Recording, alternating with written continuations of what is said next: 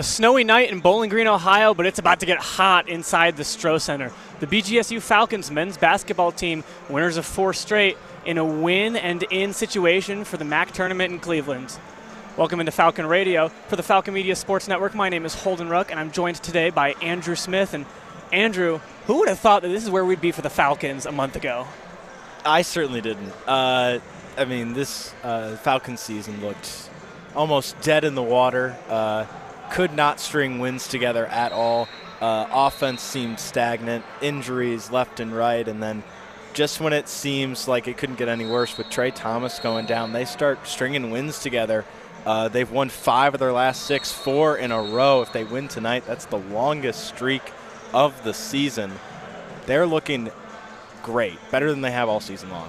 It's, like you said, it's the best ball that we've seen from this team all year. And looking earlier into the year, the identity looked a little bit different for them. You had a team getting major contributions from guys like Sam Towns, guys like Trey Thomas, guys like Yusuf Kayet. And looking now, none of those guys suiting up for the Falcons. And after a rough stretch, it looked like things were all but over, trailing around the 10 slot in the MAC standings. But now they come in here tonight and do a matchup against the Western Michigan Broncos, and a ticket to Cleveland, again, right there for them. In the MAC standings, the Falcons are currently sitting at 7th with an 8-9 conference record. The Western Michigan Broncos behind them with an 8-9 record, but behind in the tiebreaker as a result of their loss when the two teams met earlier this season. Andrew, what are you expecting to see out of this game tonight? Well, Western Michigan is the worst three-point shooting team in the MAC. They do all of their work inside, mostly in the paint. In that game where the Falcons took the win over them earlier this season, they outscored the Falcons 46-38 inside the paint. They do most of their damage there, not to mention they're the best offensive rebounding team in the MAC. They get those second chance opportunities, so they're going to look to do all their damage inside the paint, not take any unnecessary three-pointers or long balls. And the Falcons are going to look to do just the opposite, taking advantage of their three-point looks. They are a great three-point shooting team, shooting at about 35% on the season, so I expect them to air it out from deep to contend with the Broncos' play on the inside.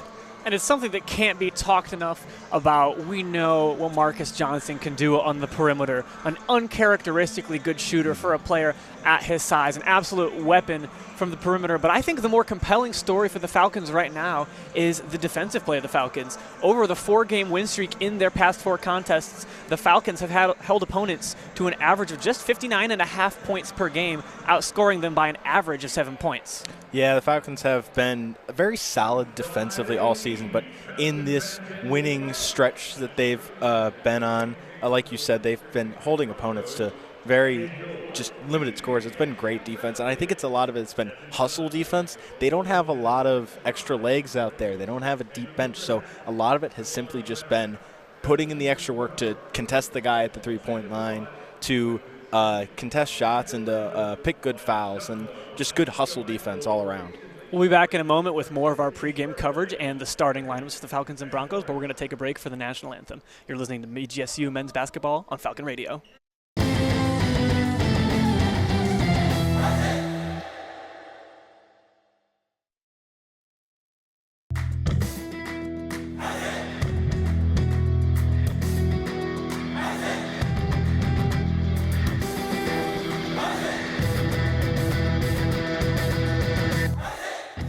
BGSU graduate Jason Jackson from the Miami Heat here. Make sure to tune into the Zig Zone every Sunday at 4 p.m. on WBGU 88.1 FM, home of the Falcon Media Sports Network.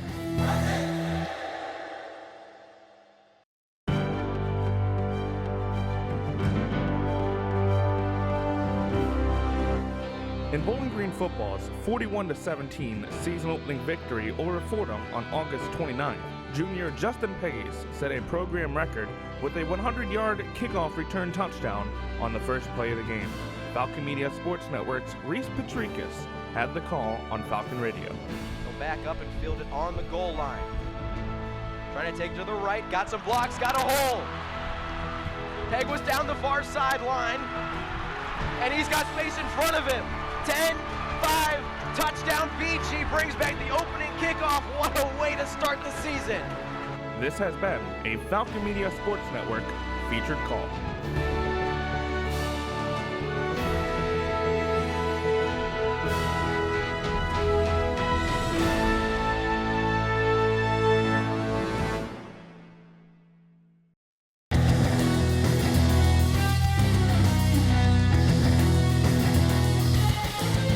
Interested in joining Falcon Media Sports Network? If you're looking to get involved, send an email to sports@bgfalconmedia.com.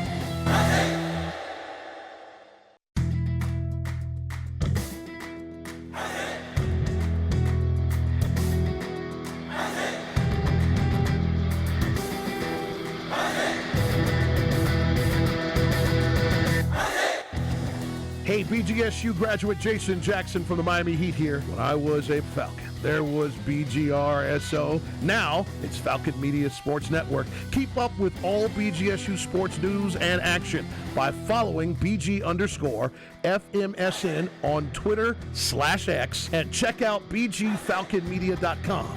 Hi, Ziggy.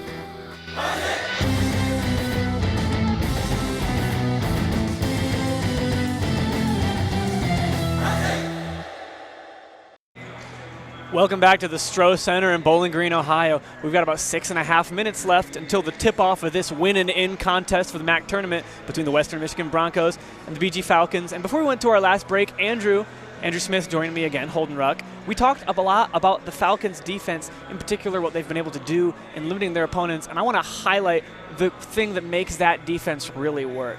And look no further than guard number 2, Javonte Campbell. Javonte Campbell, this year for the Falcons, broke the program's single-season steals record and is on a streak as well of 5 straight 20-point games. Yeah, Campbell's been playing absolutely phenomenal. 86 total steals in the season. That number's only going to go up.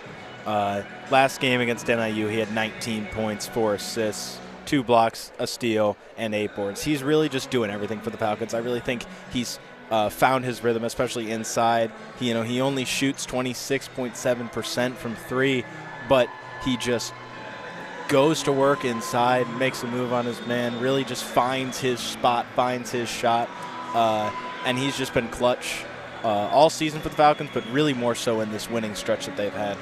In the times when it's become unclear for the Falcons who they can lean on to really kind of step up and be their main guy, Campbell has really emerged on both ends of the court as that impact player for the Falcons. So much so that he was named the Mid-American Conference's Men's Basketball Co-Player of the Week.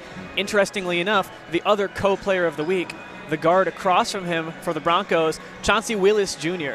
Willis racked up 25.5 average points over his last 2 games on 51.4% shooting with 7.5 assists, 4.5 rebounds, and 1.5 steals averaged in those games. So it's really a tale of 2 strong guards in this contest today. No, Willis is also a great guard. He had 24 points last game against Kent. He's a phenomenal player. He's really one of the few guys that's shooting over 30% from 3 on the Broncos, and he's another one of those guards that, despite his size, only 190, 6'2", just manages to make it work on the inside, find his shots. It'll be a great battle because I assume we'll see those two probably guarding each other at multiple points during this game. So it'll be a fun battle to watch.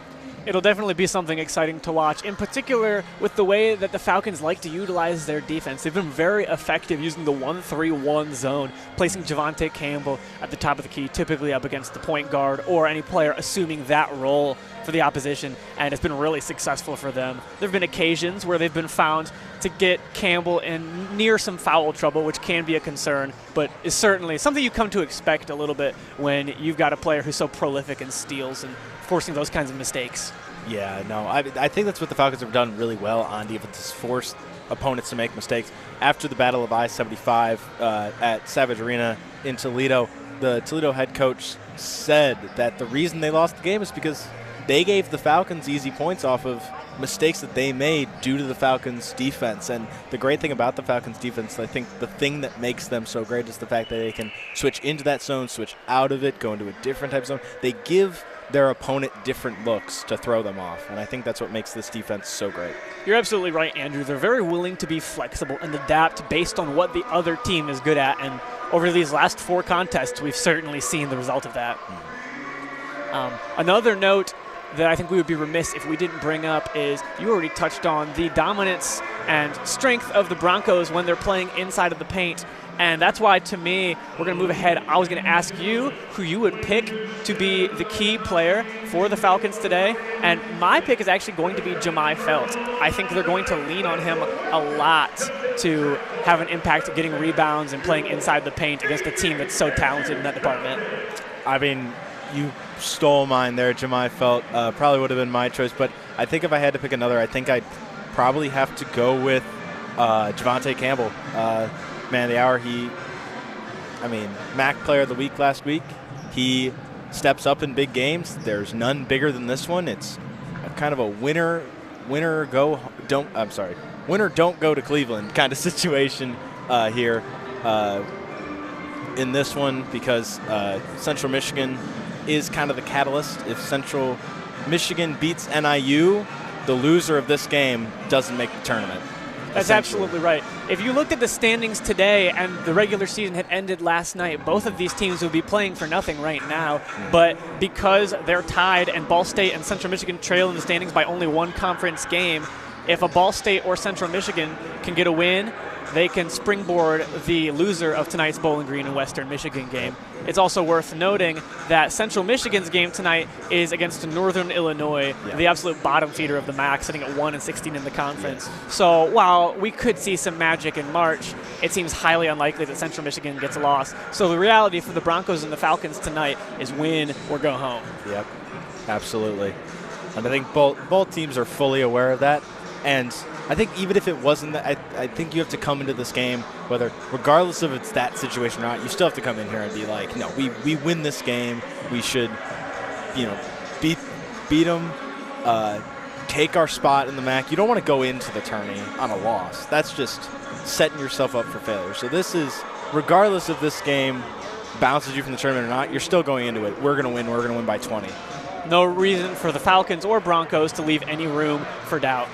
We've got just under a minute till game time, so we're going to go ahead and go through the starting lineups. Andrew, take us through the Broncos. Broncos starting lineup is going to consist of Donovan Williams, Chancey Willis Jr., who we mentioned as being co-MAC Player of the Week with Javonte Campbell, Javon Hanna, Max Burton, and Marquis Strickland. For the Falcons, starting is a surprise to no one, realistically. The guards, Javonte Campbell and Dejon Humphrey. The forward, Marcus Johnson, as well as Derek Butler. And the biggest man on the court for the Falcons starting, Jemai Felt, who we've both said is going to be a really, really important impact player for the Falcons tonight.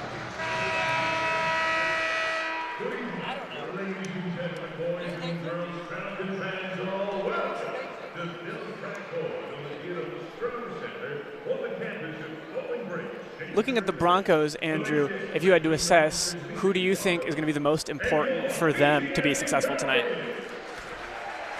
That's a tough call. I think, honestly, I think the sixth man, Owen Lobsinger, is going to have to come up big off the bench for the Broncos. He was the scoring leader for them last time out against BG. So I think that a major factor for the Broncos will just be their bench in general. They have a very deep team. But I think Lobsinger will come off and get them very valuable minutes, very valuable points. And that's definitely something that could be an impact. As we talked about before the broadcast, the Broncos a lot more successful scoring off the bench than the Falcons, despite the loss in the last meeting, outscoring them 24 points to just 10 for the Falcons. And the Falcons now playing with an even more depleted bench than back then. How important is it going to be for the Falcons to all have success from the primary rotation to the bench as well? It comes down to just straight up hustle, because you're down to like 7 guys that are going to be in your starting, not your starting rotation, but they're going to be playing for you consistently. You don't have many guys to turn to. You have a very limited selection of guys that you can turn to take a shot, to make a stop, and the starters are going to have to come up huge as they have all season long, but I think they know that. They know they're going to be dead tired by the end of this. They know they're going to be playing most of the game. So I think for them, they have to think of it as a marathon rather than a sprint. They need to wear out the Broncos as much as they're going to be worn out as this game goes on. Definitely going to be the necessity for a lot of heart, a lot of passion from the Falcons. And environment-wise, it looks like despite coming off of spring break for the university, the Stroh's pretty popping, I would say. Yeah. Other than the student section, the Stroh has filled up. A lot of people here to watch. I mean, this is a big game, and I think the community recognizes that, so good crowd has showed up, but it is still spring break, so student section is pretty empty. Definitely a big deal as well to see this kind of turnout, considering the other athletic events going on. Yeah. Right now, the Bowling Green hockey team is just a few minutes away from tipping off the first round of the Mason Cup playoff against the Michigan Tech Huskies. Falcon Media Sports Network's very own Ben Korak and Sean Connolly are on that call on WBGU 88.1 FM as well. So a lot going on in the city of Bowling Green tonight. We're going to step away just briefly while the player introductions are being done for station identification, and then we will return with tip-off of this win-and-in contest between the Broncos and the Falcons. This is Jay Crawford. Men's basketball on Falcon Radio. This is Jay Crawford, former ESPN SportsCenter anchor and proud former member of the BGRSO sports organization right here. You're listening to 88.1 FM, WBGU HD1 and HD2, broadcasting more games than any other student-run organization in the country. Welcome back. We are still here in the Stroh Center, just waiting on the tip-off between the Bowling Green Falcons and the Western Michigan Broncos for the Falcon Media Sports Network. With Andrew Smith, I'm Holden Ruck, and as the coaching staff has been introduced, the starting lineups have been introduced, we are just about to tip off in this contest. And man, could we have a bigger game right now? No, we cannot. It's do or die time for both of these teams, and both are going to be playing with absolute heart, absolute hustle. And we're going to see who comes out on top. This is going to be a dogfight. And you look at a conference game, too. When you get to conference tournament time, you go to Rocket Arena in Cleveland. Right now, for a home contest, this is as big as it gets as far as I'm concerned. Absolutely. I mean, to have this game going on at the same time that a playoff game is being played over in the Slater Family Ice Arena, can't ask for a better night of BG Sports. What a time for the Falcons going on, indeed. And so they're lining up for the tip-off. We've got Max Burton, the 6'10 forward for the Broncos, going up against Bowling Green's very own 6'10 forward, Jemai Felt.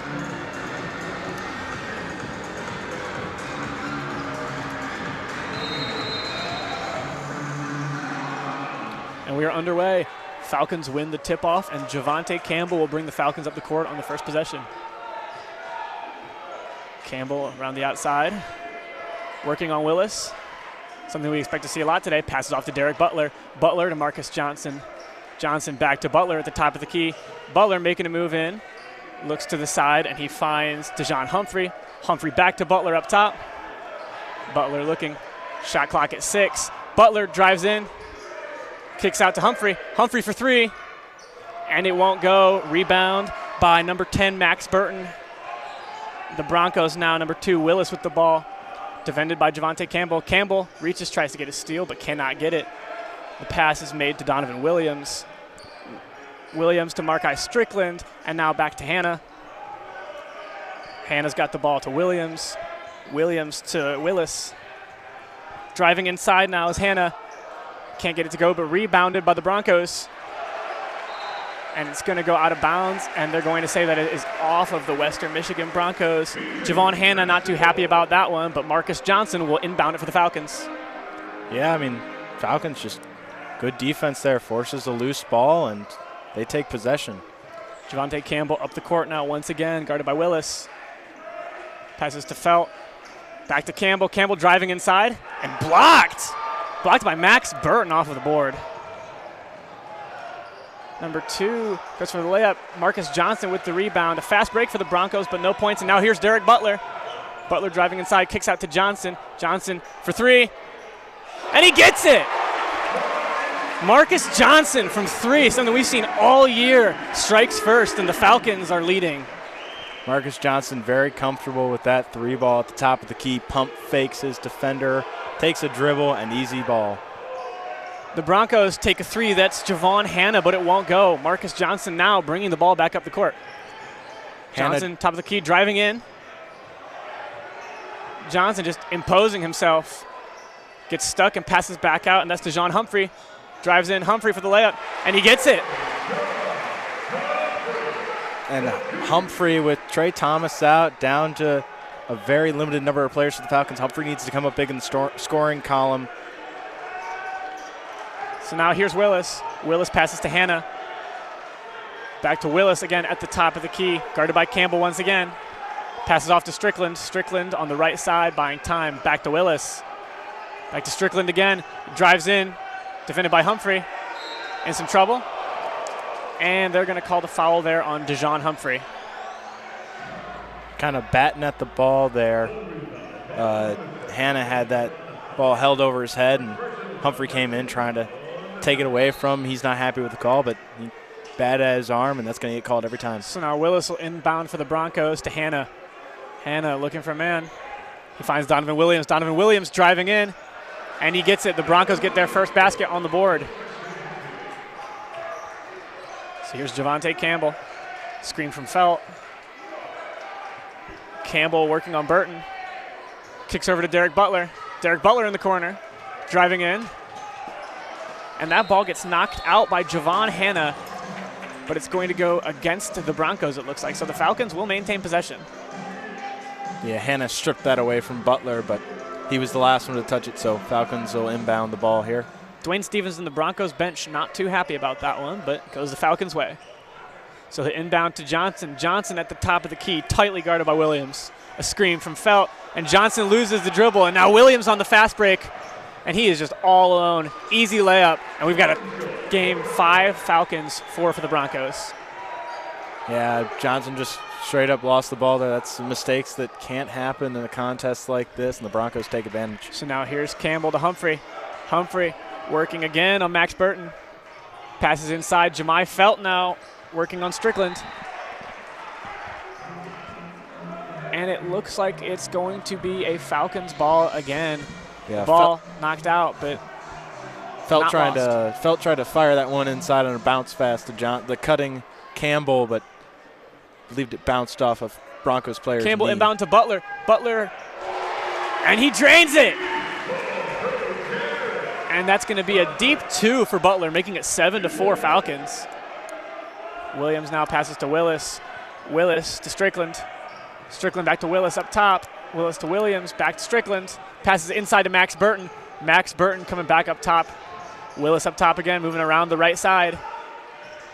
And Donovan Williams for the 3 ball, and he airballs it. I don't think that even touched backboard. No, it did not. The Falcons are gonna let the Broncos shoot threes all day. Last contest against the Broncos shot 19% from 3. They are the worst 3-point shooting team in the MAC by a long shot. And those are the kind of shots where if they're gonna take it, you gotta just let them defend it, but let them do what they're not good at.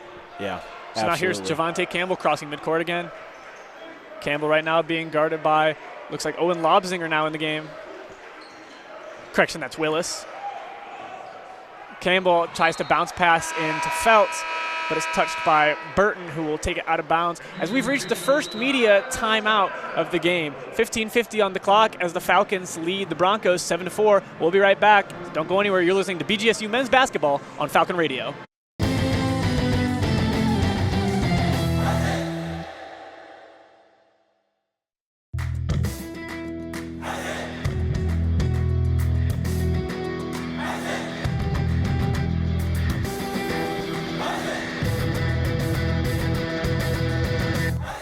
BGSU Baseball wraps up a 3-game series with the Ohio Bobcats on Sunday, March 8th at 1 p.m. Falcon Media Sports Network Chaz McNeil will have a recap available on bgfalconmedia.com.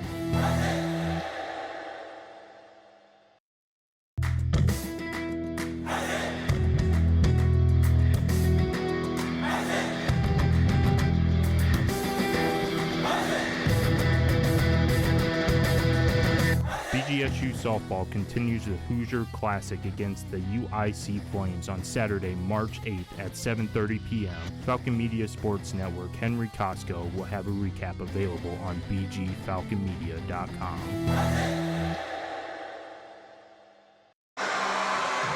You're back here on Falcon Radio in the Stroh Center. Holden Ruck once again with my partner, Andrew Smith. And Andrew, it's been a fun one so far. Not a very high-scoring affair, just under 5 minutes into this contest, but a fun one nevertheless.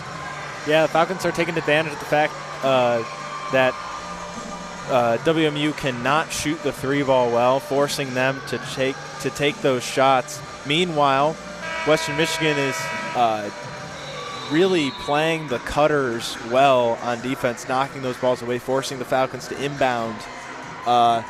Eventually, those are going to get turned into steals if the Falcons aren't careful, and then turned into quick and easy points for the Broncos. Absolutely. Got some T-shirts being tossed out, but we are coming back into action now. In the game is still Butler, Felt, Campbell, Humphrey, and Johnson for the Falcons. Meanwhile, for the Broncos, Donovan Williams is out for Owen Lobzinger, and the rest of the starters, Burton, Willis, Strickland, and Hannah, still in the game. Marcus Johnson now to inbound for the Falcons. Throws it up, and Javante Campbell has it near the top of the key. Javante Campbell working on number 4, Hannah. Campbell driving inside, doesn't move, lays it up and in. Nice layup from Javante Campbell. Tough finish through the hands of Burton. Willis now trying to up the pace, passes to Lobzinger. Lobzinger up top, back to Willis. Willis looking around, has some time and passes to Burton. That's Strickland now. Strickland off to Lobzinger.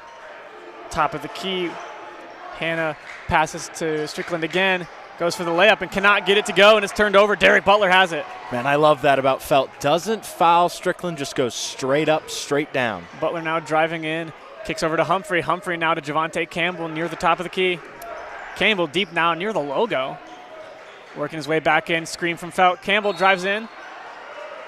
And they're going to call an offensive foul on Campbell, and the ball's going to go to the Broncos. I'm not sure if that was an offensive foul. I think it was a carry. Might have been a travel. I think it was a carry violation on Campbell, yeah.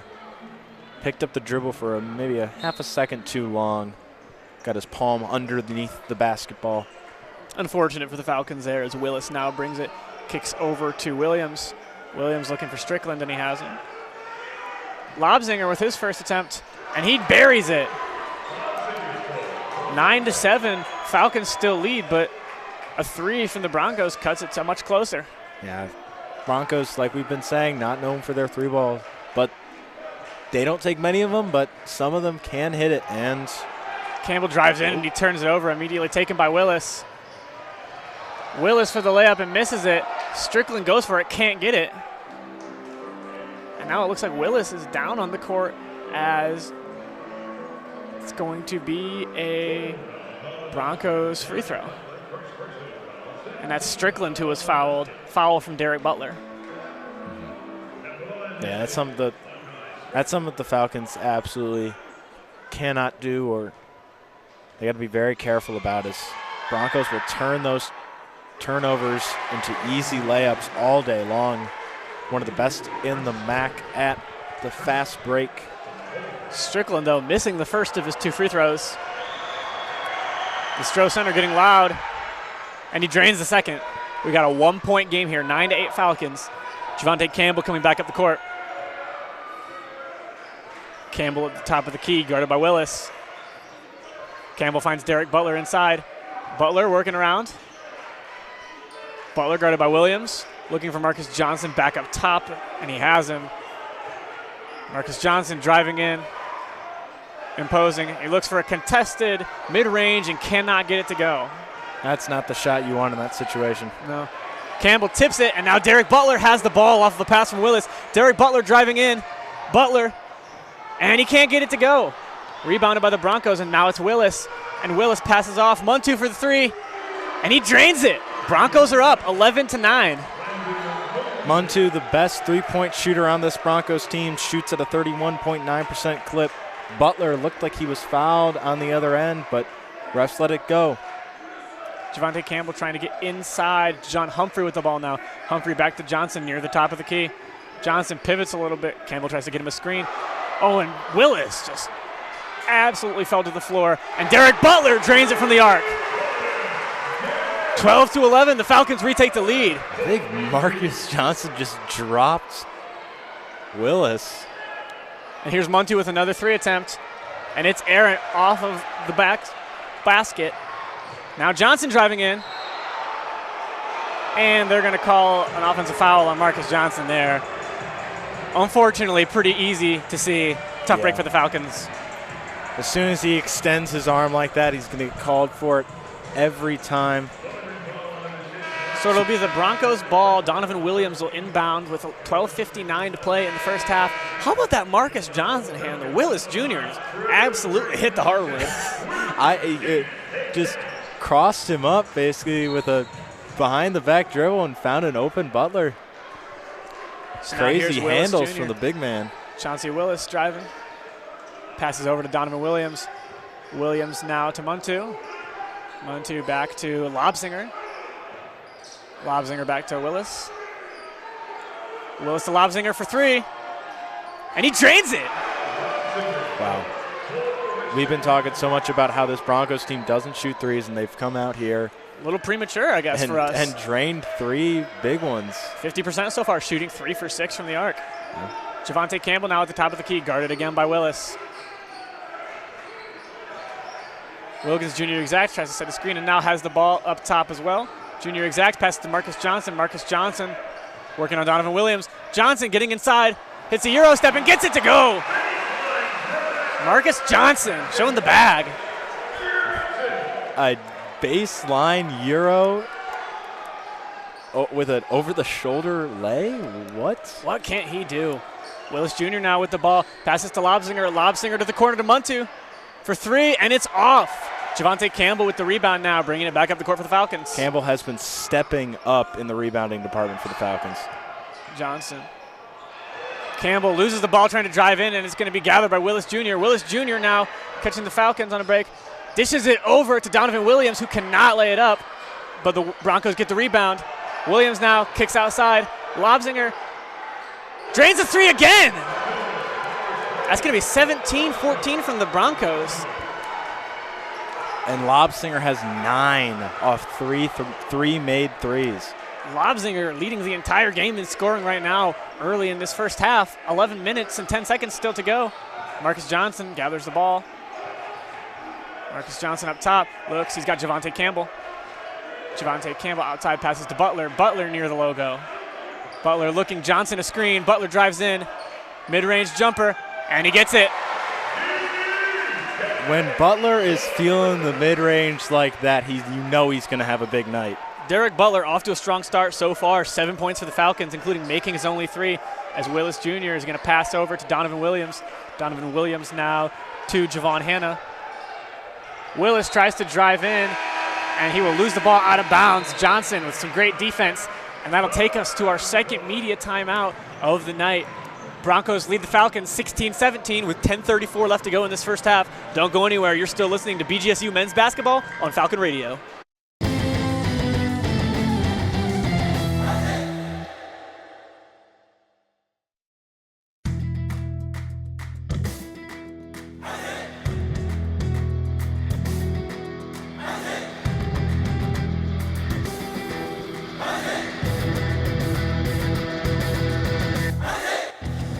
Hey, BGSU graduate Jason Jackson from the Miami Heat here. When I was a Falcon, there was BGRSO. Now it's Falcon Media Sports Network. Keep up with all BGSU sports news and action by following BG_FMSN on Twitter/X and check out BGFalconMedia.com. Hi, Ziggy.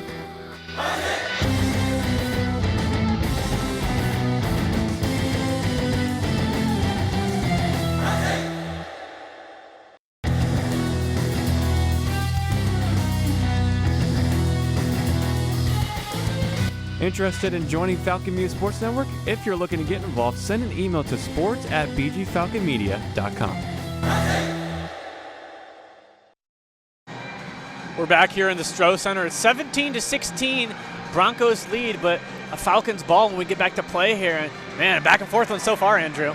Yeah, absolutely. I mean, the Broncos have come out. I'm going to be totally honest, and I did not expect the Broncos to make threes the way they're making threes right now. I mean, Lobsinger's come out. He's gone 3 for 3 from deep, not to mention another 3-ball from Muntu.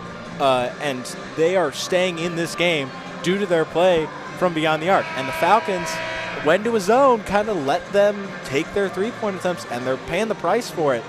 And it's the reason the threes have kept the Broncos in this game. And the other end, the Falcons are making their shots, but not at the clip that the Broncos are. And really worth noting as well, the efficiency of the Broncos on that volume. They've attempted 8 3-pointers so far in this game, 14 total shots, compared to only 3 3-pointer attempts from the Falcons. Now, they've made 2 out of their 3, but really impressive efficiency at that volume for the Broncos, as Javonte Campbell will now bring the ball up the court once again. Guarded by Willis. Campbell doing some moves, works in, and now he's got Derek Butler in the corner for 3. And it's off target. Jemai Felt tips it, and he's got the rebound.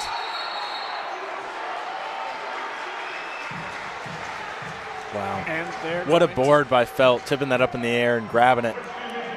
And a high effort play there from Looks like Jemai Felt to get it back, and it looks like the Falcons are going to inbound. Looks like they're going to say it was a foul by the Broncos onto Felt. A Markai Strickland foul. Campbell throws it up. And it's in. Jemai Felt gets on the board for the game. 2 great plays by Felt in a row. 1 to get the rebound, 2nd to get the bucket. Willis moving the ball around, finds Strickland. Strickland to Lobsinger, and back to Willis near the top of the key. Kicks over to Javon Hanna.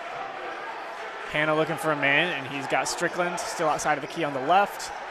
Inside now. Max Burton called for a travel. Max Burton, excuse me. And that's going to be a Falcons ball. Did not set the feet before making his move to the basket. Good call by the officials catching that. Jemai Felt now inbounding to Javonte Campbell. Wilkins Jr. exact, Derek Butler, and Dejon Humphrey also in for the Falcons. Campbell driving it on the right side. Campbell moving back up top, passes over to Derek Butler. Derek Butler moving back to Campbell. Campbell now regathering, resetting up top, driving in on Max Burton. Max Burton caught stepping back a little bit. And Campbell just kind of throws it, and it does not go in. Broncos rebound. Willis Jr. driving in now. Kicks out to number 4, Javon Hanna for 3, and it's off target. Jemai Felt attempting to rebound, but they're going to call that out of bounds on the Falcons, and so the Broncos are going to inbound.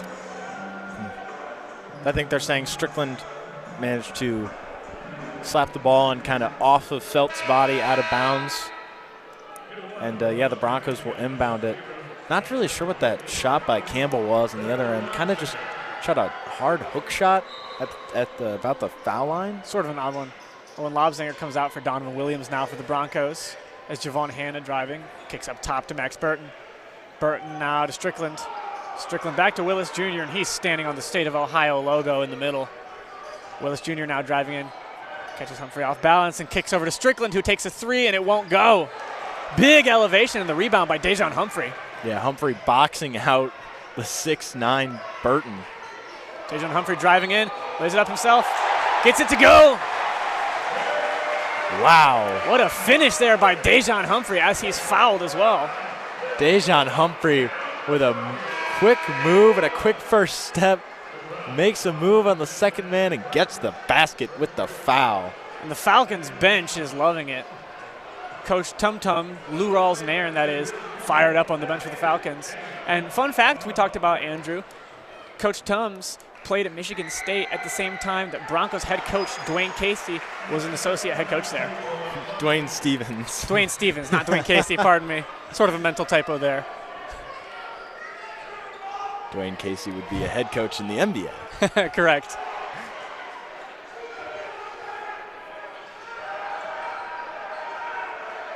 So Willis takes a 3, and it's off target. Rebounded by the Broncos, and they're barely able to keep it in bounds. Tipped again, and now it's going to go outside off of Butler. What a weird sequence. Wow. Ball kind of got batted around quite a bit there. Just off the Falcons and out of bounds. Not much to speak of there. And so the inbound now, Lobsinger has it. Lobsinger up top, passes it to Markai Strickland. Markai Strickland finds a man, and that's Donovan Williams. Williams back up to Strickland. Now Willis at the top again, guarded by Campbell. Tries to move, moving in, but nowhere to go. And now takes a mid-range jumper over Dejon Humphrey right before the clock, and it won't go. And that's going to be a Falcons ball. Not able to find a good shot, the Broncos there. Yeah. Falcons, great defense there.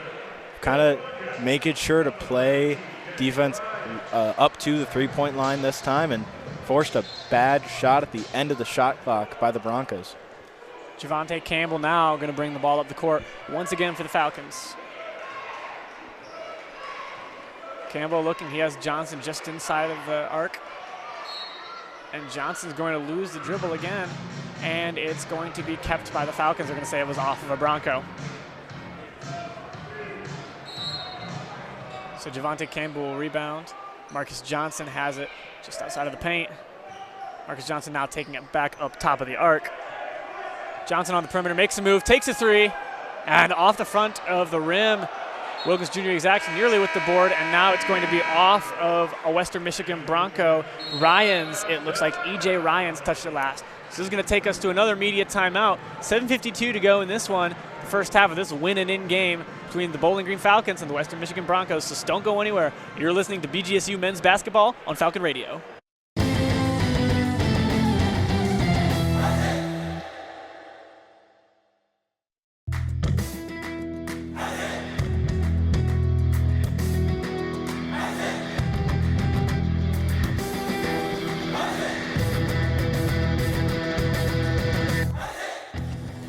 BGSU Gymnastics heads to DeKalb for a battle with the Northern Illinois Huskies on Sunday, March 9th at 2 p.m.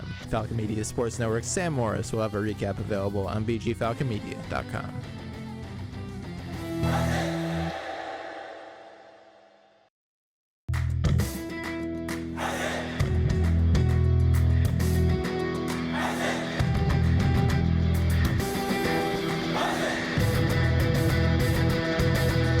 BGSU softball wraps up the Hoosier Classic for the second of 2 games against the Indiana Hoosiers on Saturday, March 9th at 3 p.m. Falcon Media Sports Network's Austin Roos will have a recap available on bgfalconmedia.com.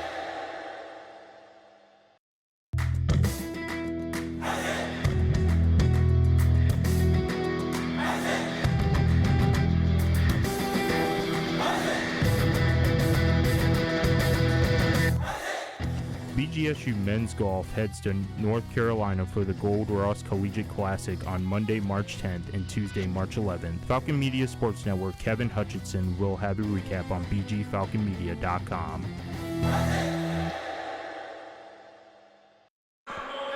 Back here in the Stroh Center, 21-17, Falcons lead the Broncos and win an in game for the MAC tournament in Cleveland. And Andrew, what have you seen so far from both teams? Well, Broncos are hitting their 3-ball, which is something that they don't typically do. And not to mention the fact they are doing what they usually do and getting their offensive rebounds, getting a couple second chance opportunities. And then the other side of things, the Falcons are getting their shots, most possessions, getting the shots they want, getting the looks they want. When they don't, it's ugly. It's been that way all season. I think if they can clean that up and limit those occasions, they'll be much better for the tournament. So now Derek Butler inbounds to Javante Campbell. Campbell to Marcus Johnson near the Broncos bench. Johnson down to Derek Butler up top, surrounded by Strickland and Williams. Now to Javante Campbell. Campbell working around the bottom of the arc. Campbell drives in and he passes to Wilkins Jr. Exact, who jams it! Wilkins Jr. Exact just announcing himself, getting himself on the board today. Wow. What a find. What a dunk. Don't see Exact get up like that often. No. So now number 3 is Ryans. He's got it, and he passes off to 22. Strickland driving in now on Dejon Humphrey. Strickland, a weird put-up, cannot get it to go. And they're going to call it a Falcons ball there. Yeah, they're going to call the foul on Hannah. Say it was a loose ball foul. He kind of brought down Exact with him. It was a really weird take there on that jumper there from Markai Strickland. I think what might have happened was I think Humphrey got a hand on the ball that maybe tipped it a little bit and kind of messed up the shot for him because it looked like he was going up with it, got tipped a little bit, and he kind of lost his grip on the ball. It did. A nice defensive effort from the Falcons there. Campbell once again bringing it back up the court. Willis Jr. guarding him again. Exact positioned right now on Lobzinger. Campbell takes it around to the right. Campbell back up top. Finds Marcus Johnson. Marcus Johnson looking. Gets a bit of a screen from Dejon Humphrey, and it's back to Javante Campbell near the bottom of the arc. Javante Campbell looking. passes to Johnson inside, and a stoppage there. They're going to, I think, call a foul on Owen Lobsinger on the inside while Johnson was trying to get that pass to the paint. And so we'll have an inbound from the Falcons again. Javante Campbell. He's got Wilkins Jr. exact, Derek Butler, Marcus Johnson on the floor, and Dejon Humphrey. Johnson with the ball, surrounded, and he gets it poked out. Now Willis Jr. bringing it back up the court. And the fans not happy about that one. No, not at all. A foul there on Dejon Humphrey, his second of the night. Yeah. Humphrey thought he got his feet set. Ref didn't see it the same way. Yeah, didn't see it the same way. I mean, it happens. I can see it go either way there. Absolutely. So now Braylon Green in for Dejon Humphrey. 22 Strickland up top, passes over to Williams. Donovan Williams with the ball, passes over to Lobsinger. Owen Lobsinger working on Marcus Johnson, mid-range attempt, and he gets it to go easily. That's 23-19. That's right, we have a 23-19 Falcons. Kicker over Javante Campbell up top. I believe, yeah, Braylon Green is checked in for the game for Humphrey because Humphrey has 2 fouls. Now Butler working on Strickland. Butler step back into 3, and he drains it. Wow. Derek Butler now in double figures already with 5:50 to go in this first half. Yeah, wow. Leads both teams. He's looked great scoring the basketball here in this one so far. He's hitting step-back threes. I mean, this is going to be a big night for him. Willis Jr. looking around. He's got it to Strickland. Strickland back to Willis Jr. driving in now, has an opening. Mid-range over Marcus Johnson, and he gets it to go. Yeah. That's what Willis Jr. is so good at. He can score at basically any level. Finds that mid-range jumper at the free throw line. He's going to drain it every time. Braylon Green feints a drive, and now he's looking around. Braylon Green deep, nowhere near the basket. Now he passes over to Derek Butler. Butler back to Green. To Butler again up top. Bit of a screen from Junior Exact. Butler now driving in, passes back up to Javante Campbell. Campbell looking, 6 seconds on the clock. Campbell drives in. Little move. Yep. And they're going to call a travel on Campbell there. I think he might have taken 2.5 steps there. Took a little bit too long on his Euro. Definitely hard to hide from that one. Yeah, absolutely. Inbound now, and Willis Jr. bringing it up the court again. Willis Jr. looking around. He got Javon Hanna. Javon Hanna up top, passes it over to Donovan Williams. Donovan Williams looking around. He's got Muntu. Brandon Muntu passes over. Muntu back with the ball. Kicks over to Donovan Williams, going to try a 3. And he can't get it to go. But rebound found by number 4, Javon Hanna. Hanna contested, lays it up and in. Derek Butler now bringing the ball up the court for the Falcons. About 4.5 to go in this first half. Passes over to Javante Campbell. Campbell with the ball, looking around. Derek Butler now moving inside. Javante Campbell up top with the ball. Kicks over to Marcus Johnson. Johnson a 3, and he's off target. Well, that's a look you want. Johnson in a spot he's comfortable from. Just didn't convert on that one. Sometimes doesn't go their way as Willis now passes over to Muntu again. Willis Jr. with the ball again. Finds Javon Hanna in the corner. Hanna driving, and it's going to be poked out by Marcus Johnson, but Wilkins Jr. Exact is going to touch it, and it's going to be a Broncos ball. I love Exact because he's got so much pride in his play. He's got so much heart, but he just gets a little too excited when the ball ends up near him or in his hands, trying to get a board or something like that. So now Exact will check out, and it'll be Campbell and Johnson, Butler in the game, Braylon Green, and Jemai Felt. Willis Jr. up top, driving on Marcus Johnson, gets around him, hits a little spin layup, and gets it to go. Willis Jr. has cut the Falcons' lead to just 1. Javante Campbell now tries to pass it, and it is batted up by Javon Hanna immediately. Campbell staying with it, but Lobsinger will maintain possession of it for the Broncos, and that'll bring us to our last media timeout of this first half. A tight one between the Falcons and the Broncos. 26-25, 3:43 to go. Don't go anywhere. You're listening to BGSU Men's Basketball on Falcon Radio.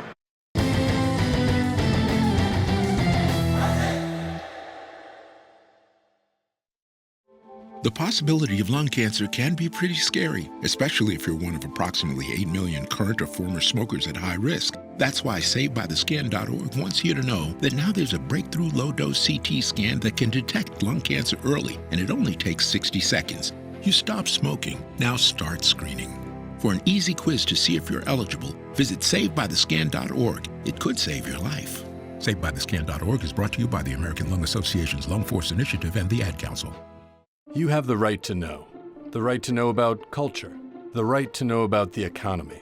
The right to know about technology and to know about sports. You have the right to know about education and politics and the weather. You have the right to know what's happening abroad and in your backyard. But above all else, you have the right to know that this right is under attack, and we must work to protect it. Because in order to be free, we must be informed. Understand the threats. ProtectPressFreedom.org. Whoa. The moment my son saw a redwood tree It's huge! is the moment I knew that for him, You can't even see the top of that thing. even the sky has no limit. There are some moments only the forest can inspire. Find yours at discovertheforest.org. Learn about forests near you and discover cool things to do when you go. Your moment is out there. Find it at discovertheforest.org. Brought to you by the U.S. Forest Service and the Ad Council. Back here in the Stroh Center, it's a tightly contested game between the Broncos and the Falcons. 26-25, Bowling Green leads right now, but the Broncos have the ball off a Javante Campbell foul, and man, couldn't be much closer. Once again, Holden Ruck joined by Andrew Smith, and Andrew, big thing to me, the Broncos shooting. Been really, really something to watch compared to what we've seen from them previously. Yeah, I mean, they've looked I'd say they looked very comfortable. I wonder if it's something they might have emphasized in practice a bit more, knowing the Falcons were going to come out in a zone like they are in right now. Willis takes a three for the Broncos, and off target, but it's rebounded by Javon Hanna and a block by Jemai Felt, and Javante Campbell comes up with it. Campbell running, finds Braylon Green. Green with the layup, and he gets it! Wow. How about that for the Falcons? What a sequence on both ends. The block, the rebound, the pass, the layup, while taking a foul. And Braylon Green will step to the charity stripe to try and add another to the Falcons' three-point lead. What a sequence, Andrew. Absolutely. I mean, just don't go up for a layup like that on Jemai Felt. He's going to block you every time. And Braylon Green, what I wanted to see from him all season, controls his speed, takes the contact, and makes the layup. With that and one, Braylon Green has his first 3 points of the game now as Willis Jr. is working up top, finds Javon Hanna, passes outside to Devontae Williams. Mid-range attempt from Strickland won't go, and that's going to be a Falcons ball. Marcus Johnson now, the big man bringing it up the court. Marcus Johnson driving in, working on Donovan Williams, and he's caught in the corner a little bit. Johnson looking for a man. Step back and forth, can't find anyone. Finally takes an attempt, and they're going to call a travel on Johnson, it looks like. Yeah. Lost his pivot foot for a second there.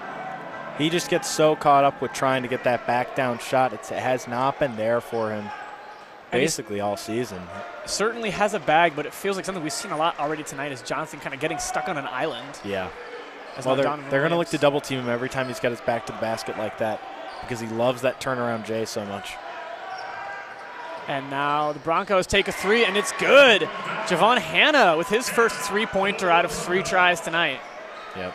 It's now a 1-point game. Falcons lead 29-28, 2.5 minutes to go. Javante Campbell taking his time, bringing it up the court. Chauncey Willis Jr. guarding him as he has been. Jemai Felt works up top. He passes up to Marcus Johnson. Take a contested three, and it bounces off the rim. Can't get that one. Not as good of a look. And now Willis Jr. was kind of a fast break, and they're going to call a foul on the Falcons on Braylon Green. Not what the Falcons bench seems to be expecting there at all. No. I think to them it looked more like a travel on Willis, but certainly what it looked like from up here, but the rest have called it as they see it. 2 long strides from him. I mean, a foul is well in the realm of possibility. I mean, all the Falcons were swiping at it. Chauncey Willis Jr. with the ball now. And it's going to go out of bounds, but the Broncos are going to retain possession, it looks like. Yeah, poked away by Campbell there. Bound to happen with the incredible defensive efforts of Campbell. Yeah. Always feels like he's poking the ball every other play. So now Willis passes over to Brandon Muntu. Campbell's on every single pass that happens. You make a mistake, he's going to capitalize off it. Willis Jr. passes over to Brandon Muntu, and he misses the three. And the putback attempt close from Lobzinger, but he can't quite get it.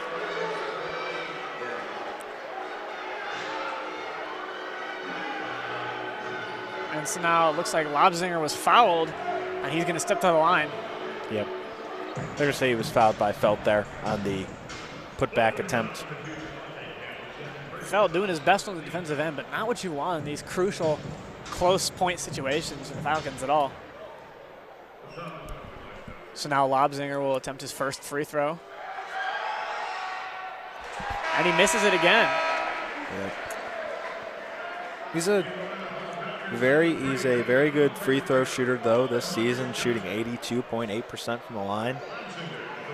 Kind of expect him to make those. His first attempt of the night, but the third for the Broncos. And he'll make the second one. So now it's all tied up at 29, a minute 51 in this first half. Javante Campbell up top again. Chauncey Willis Jr. guarding him.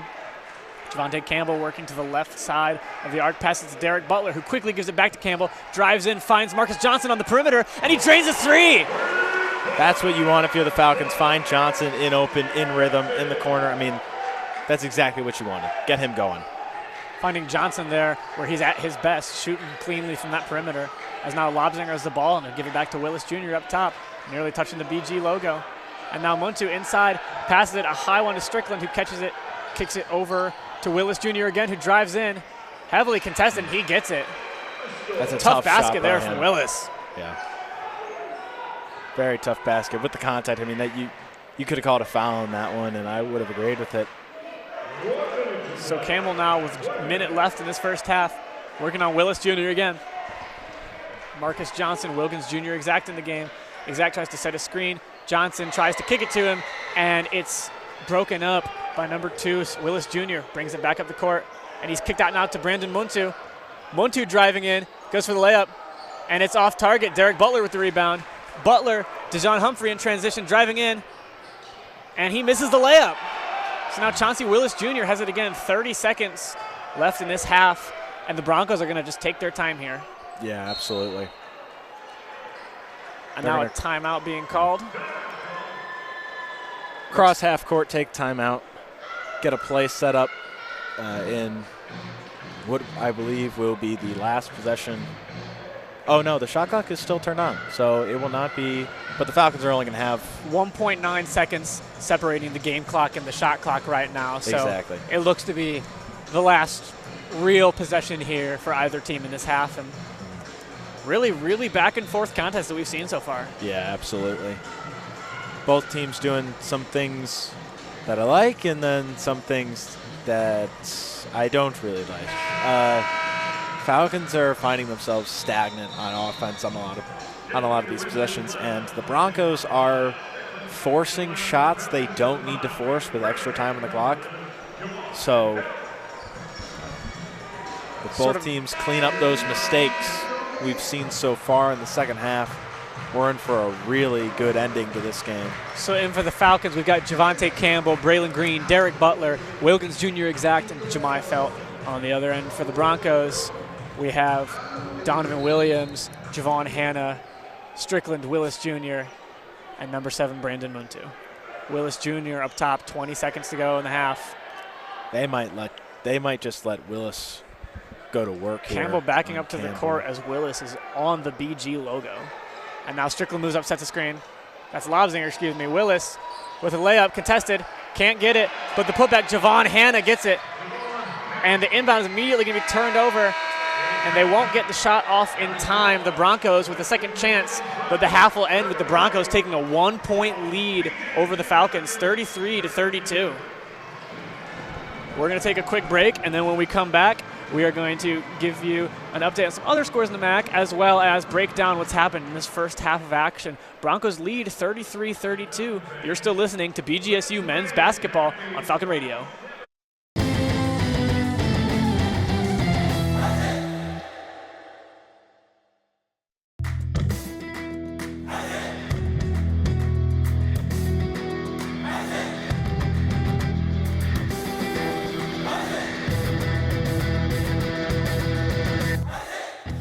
BGSU graduate Jason Jackson from the Miami Heat here. Make sure to tune into the Zig Zone every Sunday at 4 p.m. on WBGU 88.1 FM, home of the Falcon Media Sports Network.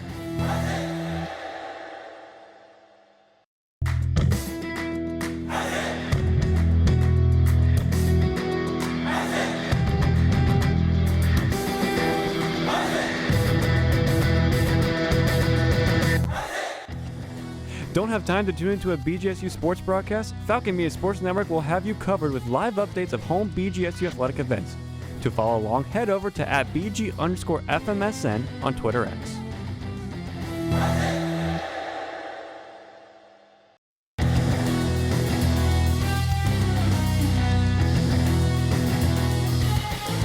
Miss a BGSU sports broadcast? Head over to the BG Falcon Media YouTube channel to listen to past calls by Falcon Media Sports Network.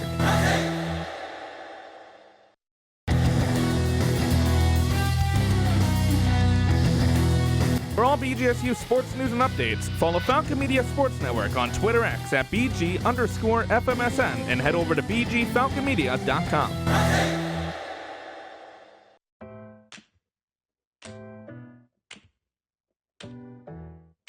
Hi, I'm Lauren Hovey on the BGSU volleyball team, and these are my Falcon 4 off-day activities. My first one would be spend time with family and friends if they're in town, because I love them. My second one would be read my book because it's relaxing. My third one would be go get coffee because who doesn't love coffee? And my fourth one would be go get groceries so I can make food for the week.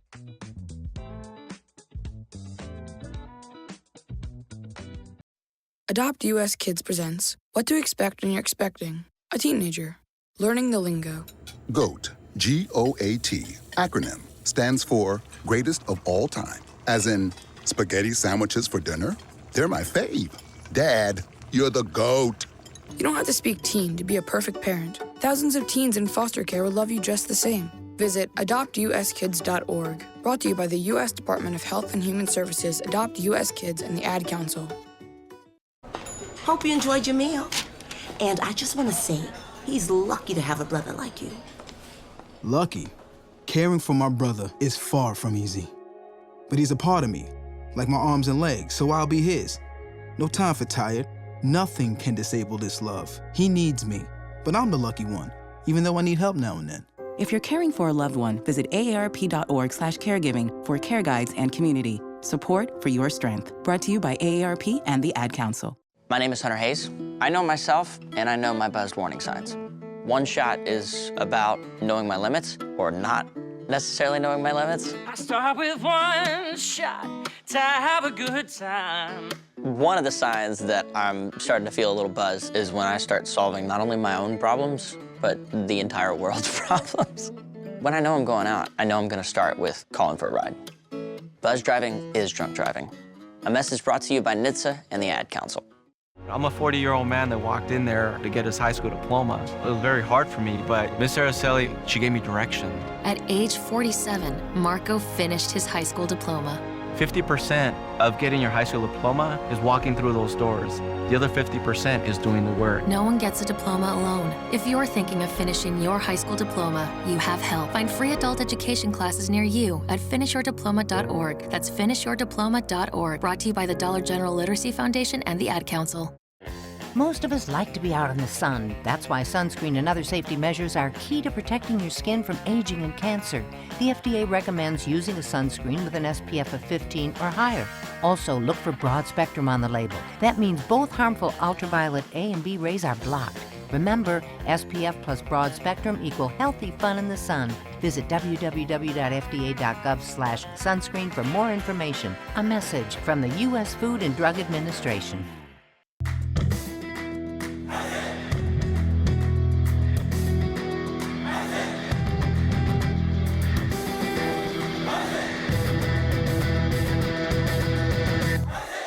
Falcon women's basketball heads up to Ypsilanti for a battle with the Eastern Michigan Eagles on Saturday, March 8th. Join Falcon Media Sports Network's Lucas Kleinmeyer for the call at 1:45 for pregame and 2 p.m. for tip-off on WBGU 88.1 FM. Welcome back here into the Stroh Center, where the Broncos and Falcons are in an absolute barn burner of a win and in game for the MAC tournament. Currently, the Western Michigan Broncos are leading 33-32 after the first half of play.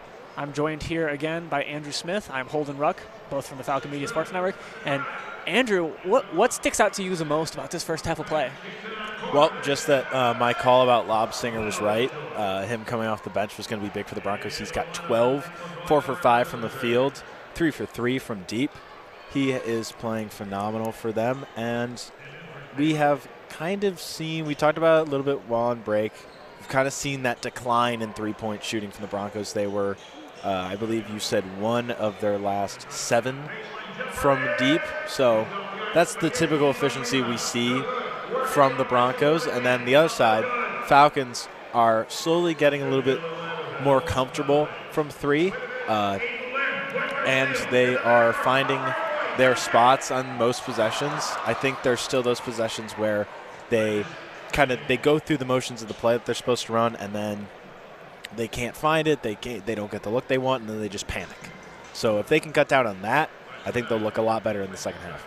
Absolutely, Andrew. I think it's something that we've really seen a lot in this first half with Marcus Johnson. You know, we can't overstate the kind of bag that guy has, especially at his size. But at the same time, there's been a number of times where he ends up on an island, can't find a lane or an open man to pass back to, and ends up turning it over because of a number of factors, including his own positioning as well as that of his teammates. And interestingly enough, looking at your Lobsinger call there, 3 for 3 from three-pointers today. If you take him out of the equation, the Broncos are only shooting 16% from 3, so the clip becomes much worse when you take out his perfect 3 for 3. Definitely something to note there. Another standout for the Falcons to improve on in the second half, currently being out-rebounded, only 16-13, but 8-2 in the offensive rebound category. Yeah, I mean, the Falcons typically get out-rebounded while the Broncos are very good, especially at offensive rebounding. So it's nice to see that the Falcons are at least kind of fighting for those second chance opportunities and also fighting to get the possession back on the defensive side of things, because the Broncos are so good at getting those second chance opportunities. So if the Falcons are going to stay competitive in this game, they're going to need to either out-rebound or at least be consistent with their rebounding with the Broncos, who are a much taller team as well. They have multiple guys who are, 6'8", 6'9", and I believe Burton is 6'10". Jemai Felt's the only person on the Falcons that has that kind of height. So winning the rebounding battle or being consistent in the rebounding battle is going to be huge for the Falcons to stay in this game and win this one. And with the kind of efficiency that the Falcons are shooting with so far in this one, 56.5 overall shooting percentage, shooting 44% from 3. It's the kind of thing that you can look at, and if they can hang in there and be close in the rebound battle, that efficiency should be able to shine through, and you'd think they'd be able to get it done. Another stat of note, looking at the overall game leaders, Lobsinger leading both teams with his 12 points on his 4 for 5 shooting, including 3 for 3 from distance. Meanwhile, for the Falcons, the leading scorer, Derek Butler, is off to a really strong start tonight. He has 10 points, shooting 4 for 6 and 2 for 3 from 3. Also leading the team with 2 steals in this game. Yeah, Derek Butler is playing phenomenal right now. I love the way he's playing, just with the absolute confidence in his own shot. He hit a step-back fade jumper from the right side of the court, and then he also hit a step-back 3 later on in the half. So just keeping that confidence going is going to be huge for Butler in the second half, and huge for the Falcons, because if he's shooting well and he's playing with confidence, the rest of the team's going to follow and also be playing with confidence. And you can tell that he's playing well when you look at the minutes played. You see he, along with Javante Campbell, has to be expected, both playing all 20 available minutes of the game so far. Next closest being Western Michigan's Chauncey Willis Jr. with 19 minutes, staying on the court for the majority of the game for them. Yeah, no, I mean, the Broncos, that's the part of what makes this Broncos team so competitive with other schools is the fact that they have such a deep bench that they can turn to. I mean, their starters are great: Williams, Willis, Hannah, Burton, and Strickland. But also they have Lobsinger, who we've said came off the bench, is leading all scorers. They have E.J. Ryans, who comes off and gets them good minutes. Muntu, who can hit threes and get them good minutes. Just so many people that they can turn to in off the bench, and they don't have to rely on the starters like the Falcons have to because of how many players are injured for them. You're absolutely right there, Andrew. I want to ask you one more question before we take another brief break as the second half approaches. What is one thing that you think each team needs to do differently in order to come out with the win in this one? Falcons need to calm down. This is a big game. I understand the nerves. I understand the panic that kind of sets in when the play doesn't go right. But it's just like any other game this season, you know. These Broncos are not like this crazy opponent that they need to beat. This is despite the pressure, another MAC game. So they just need to take a deep breath, play how they usually play, set up the plays how they want to set them up, get the looks that they want to get, play tough defense, and they will be fine. They just need to take that second to calm down and not let the panic set in, especially on offense. For the Broncos, what they need to do is they need to not just take a shot that is so unnecessary. They've been doing that on many of these possessions. They've chucked up threes that they don't need to be taking, contested jumpers that they don't need to be taking. I mean, the Falcons have done it too, but that's part of the panic. Broncos, it's straight up like they've run their play. They've found the shot that they were supposed to get. It's contested. It's not there, and they miss it, and it's not a shock. And they just need to recognize, hey, this isn't there. Find something else. We have time left on the shot clock. They're throwing up these shots with 10 seconds left on the shot clock. They just need to also, just like the Falcons, take their time, deep breath, calm down. Some interesting things happening around the MAC in basketball right now between the Ball State game, Ball State basically having their hopes dashed for the tournament as they have officially fallen to Miami in their final game of the regular season, putting them out of contention. Miami's a very good team. They're going to be the number 2 team. Whoever wins this game between the Broncos and the Falcons will be facing the Red Hawks in the first round of the tournament in Cleveland. And then I believe you just showed me But I'll tell NIU. you what, far more interesting over in Mount Pleasant, Central Michigan currently trailing NIU 25-30. Yeah, kind of crazy. That could be an absolutely huge result if the Huskies are able to pull that one out. For the Huskies for them to be up by 5. A pretty even scoring distribution so far for the Huskies. Their leading scorer has 9, followed by 6, 6, 5 for their next 3. So really a collective team effort and pretty comparable stats across the board for them. Really interesting one going on there in Mount Pleasant. We'll have to keep a watchful eye on that one because if Central Michigan ends up losing that game, then both of these teams are going to the tournament. Yeah, that would be crazy. If this we've been talking about this game as if it is, fighting for your life. Yeah, win or out. But I mean, if Central Michigan actually manages to get upset by NIU, which now that we've addressed it, now that we've mentioned it, cast or curse, of course, NIU is going to drop the ball in the second half and then lose. But if NIU does pull it out, both these teams will make it, which would be absolutely insane. Would certainly be interesting to see the Huskies end the season with only their second conference win of the year. In other Bowling Green action, there's another team in a very, very important game. The second period is just now underway for the hockey team for the Falcons. They currently lead the Michigan Tech Huskies 1-0 after one period. Once again, Falcon Media Sports Network's Ben Korak and Sean Connolly are currently on the call on WBGU 88.1 FM. And freshman Maxwell Martin was the only goal for either team in that game in this first round of the Mason Cup playoffs. So some really exciting things going on in Bowling Green tonight, Andrew. Yeah, absolutely. I mean, Falcons on both the hardwood and the ice looking good right now. Hopefully the Falcons will be able to come back. Only down 1 here, 33-32 to the Broncos, but hopefully they'll be able to come back. And Ben Korak is probably very happy right now about the Falcons being up by 1 in the first playoff game of the season. He's probably, with as much hockey as Ben Korak has watched, he's probably a little too nervous to be comfortable quite yet. Yes, but absolutely. Definitely a lot to be excited about as they're getting that second period underway. So how amazing is it to be able to have Bowling Green play host to such big games as tonight's and the first round of the Mason Cup playoff? I mean, it's great. It's especially great for the community to host these kind of games. I mean, earlier this year, I know it didn't turn out well for Falcon volleyball, but we got to host the MAC tournament here after winning the regular season. Now we're getting to host a big game like this, hosting a playoff series for hockey. I mean, it's all great. It's great for the BG community. It's great for BG sports to have these kind of battles on their home court. I mean, it's good to see. For sure. With so much action going on, it can be really taxing to keep up with it all. So be sure to check out bgfalconmedia.com for written recaps of the sporting events going on for BG, as well as checking out the BG Falcon Media YouTube for highlight packages and re-uploads of our broadcasts as well. And, of course, Twitter X at BG_FMSN for live updates, as well as highlights, features, and more. So definitely check out all of those platforms as there's a lot of coverage of the BG sports going on. And as the Falcons and the Broncos take the floor. And so Willis Jr., as we've seen all game, bringing the ball up the court for the Broncos. Kicks it over to Javon Hanna. Willis back up top, guarded by Dejon Humphrey. And he looks inside.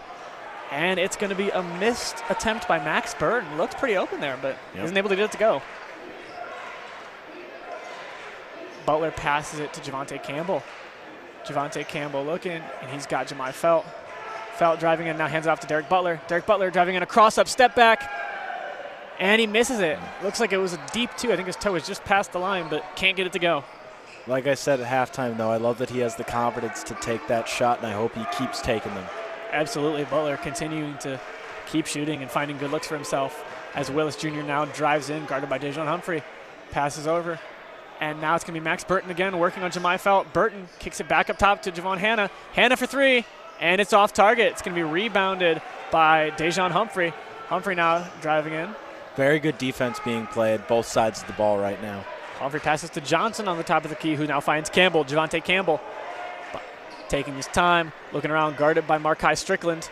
Now he drives in on Strickland with a spin. Javonte Campbell gets the ball poked out by Max Burton, and it's going to be a turnover for the Broncos as Willis Jr. takes it coast to coast and passes to Javon Hanna, who gets the layup.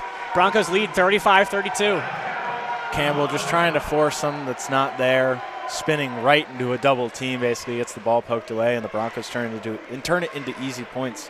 A good move for his man, but ultimately ineffective against the entirety of the defense. Jemai Felt now stands on top of the key, passes to Johnson. Johnson with a bounce pass, and it's off target. And it looks like they're going to say that the ball is staying with the Falcons. Yeah, I think it bounced off Burton's leg there as Johnson tried to find Felt on the inside. Campbell will inbound the ball now. Candidly feels like a bit of a lucky break for the Falcons. Yeah, absolutely. So Campbell will inbound at Dejon Humphrey up top, guarded by Markai Strickland. Jemai Felt setting a screen on Strickland. Humphrey looking, steps back, and way short. Doesn't even reach the basket on that mid-range. Humphrey is down on the court, but he's all right. And now Donovan Williams, it looks like, will get fouled on a layup attempt at the other end. As Dejon Humphrey was slow to get up and is walking a little gingerly. Yeah. But he seems to be all right. Can't have him getting hurt. I mean, you're down to too few guys. He's going to wave off Green and say he's okay. So now Donovan Williams is going to step up to take a free throw. And we're going to step away for just a moment for station identification. We'll be right back. You're listening to BGSU Men's Basketball on Falcon Radio. Hi, this is Ken Daniels, play-by-play voice of the Detroit Red Wings, and you are listening to BG Falcon Sports, brought to you by the Bowling Green Radio Sports Organization right here on Falcon Radio. We're back here in the Stroh Center. 35-32 the score as the second Donovan Williams free throw is missed, and the Falcons now have the ball. 17:57 on the clock. Once again, Holden Ruck, joined by Andrew Smith from the Falcon Media Sports Network, and it's been as tightly contested a second half as first, as Javonte Campbell's now at the top of the key, working on Donovan Williams, and passes to Marcus Johnson. Johnson to the perimeter. Dejon Humphrey trying to get a move on Markai Strickland, but can't go anywhere. Johnson now up top, guarded. Johnson pretty heavily contested. And he's now driving in. Little step, lays it up, and in! Marcus Johnson. What a finish.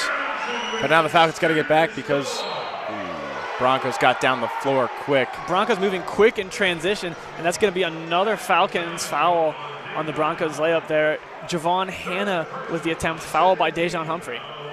It's going to get called on Humphrey again, which is not good, as Braylon Green's going to have to be checked in for Humphrey yet again. It's the third personal foul for Humphrey, and something the Falcons just can't have with 17:26 still to play in the game. Humphrey is a great defender, but sometimes he just can't seem to stay out of foul trouble, and this is one of those nights. Javon Hanna hits his first free throw, and so now it's going to be a 37-34 lead for the Western Michigan Broncos. Hanna, he makes it. Made the lead 4 as Marcus Johnson now inbounds to Javonte Campbell. I could definitely see the Broncos trying to pick up the pace here in the second half. The Falcons like to take things slow, so the Broncos are going to try to pick up the pace, force the Falcons to make mistakes here, and it's working so far in the second half as the Falcons offense, despite the Johnson layup, has become pretty stagnant. Campbell now driving in. Pass it to Marcus Johnson at the corner, and he drains a 3. Marcus Johnson once again from 3 for 6 on the day. He's now leading all scorers with 13. They're going to need his scoring output if they're going to win this game. Phenomenal ball movement from the Broncos as Lobzinger finds Markai Strickland, who thunderously slams it down. 37-40 Broncos. Javonte Campbell now bringing the ball back up the court. Bit of a miscommunication by the Falcons and the Broncos with some good ball movement. Take advantage. I mean, really just textbook from the Broncos. Yeah, it's exactly how they coach them. Javonte Campbell now looking for a man as Jemai Feltz will try to set a little bit of a screen, but Campbell's going to pass up to Marcus Johnson outside of the key. Johnson now driving in, step back in 3, and it's off target. Butler with an effort, but Strickland will get the rebound for the Broncos, and he'll run into a little bit of trouble with Javonte Campbell, who cannot get the ball. Chauncey Willis now outside of the key, guarded by Javonte Campbell. Campbell just has such active hands and just played Strickland so well there. Strickland gets inside and finishes at the cup. Markai Strickland with another nice move and just lays it in. But the Falcons quick in transition. Derek Butler kicks out to Javonte Campbell. Back to Butler. Now driving in. Up for the layup. And it's in. Derek Butler making things happen for the Falcons, who now trail by just 3 as the Broncos will transition. And immediately Markai Strickland with another layup. They're just beating the Falcons in transition straight up. And now a timeout is going to be called, and we are going to take it with them. 39-44, Broncos lead. 15:42 left to go in this important regular season finale for both of these teams. You're still listening to BGSU Men's Basketball on Falcon Radio. Don't go anywhere.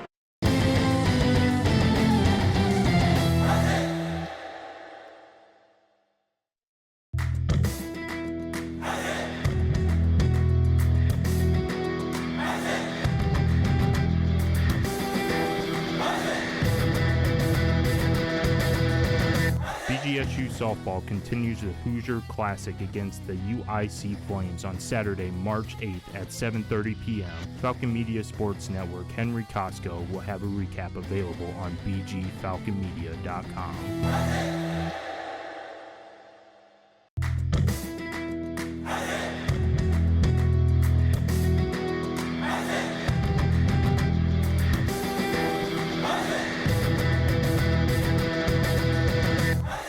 BGSU Baseball wraps up a 3-game series with the Ohio Bobcats on Sunday, March 8th at 1 p.m. Falcon Media Sports Network Chaz McNeil will have a recap available on bgfalconmedia.com.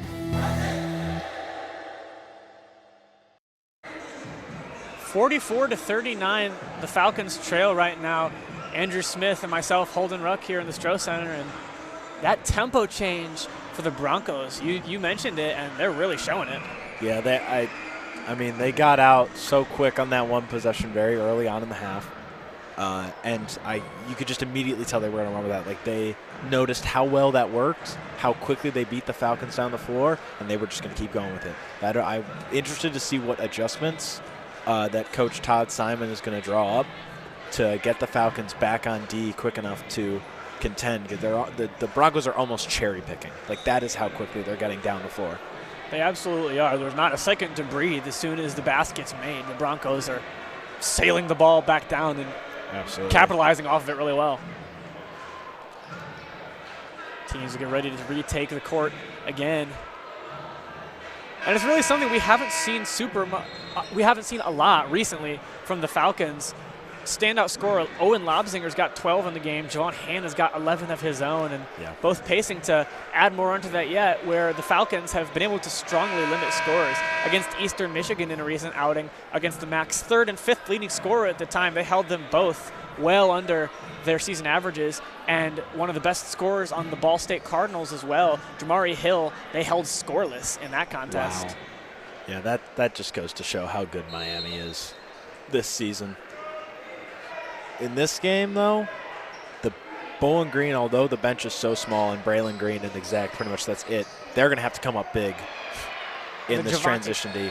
Javonte Campbell, layup attempt swatted by Max Burton.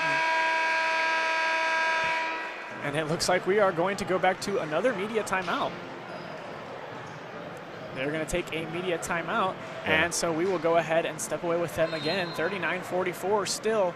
15:28 left to go in this contest. Don't go anywhere. You're listening to BGSU Men's Basketball on Falcon Radio.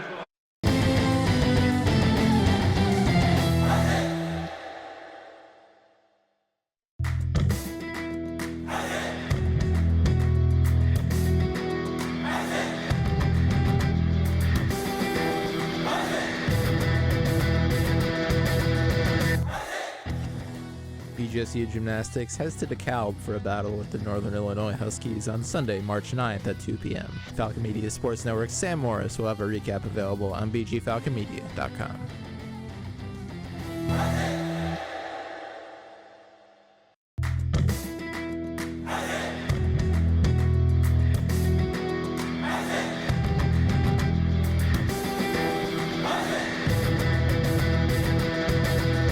BGSU softball wraps up the Hoosier Classic for the second of 2 games against the Indiana Hoosiers on Saturday, March 9th at 3 p.m. Falcon Media Sports Network's Austin Roos will have a recap available on bgfalconmedia.com. We're back here in the Stroh Center once again. Holden Ruck joined by Andrew Smith. 44-39, the Falcons trailing. A brief 12 seconds of play in between our last 2 timeouts, but some interesting developments here in the second half.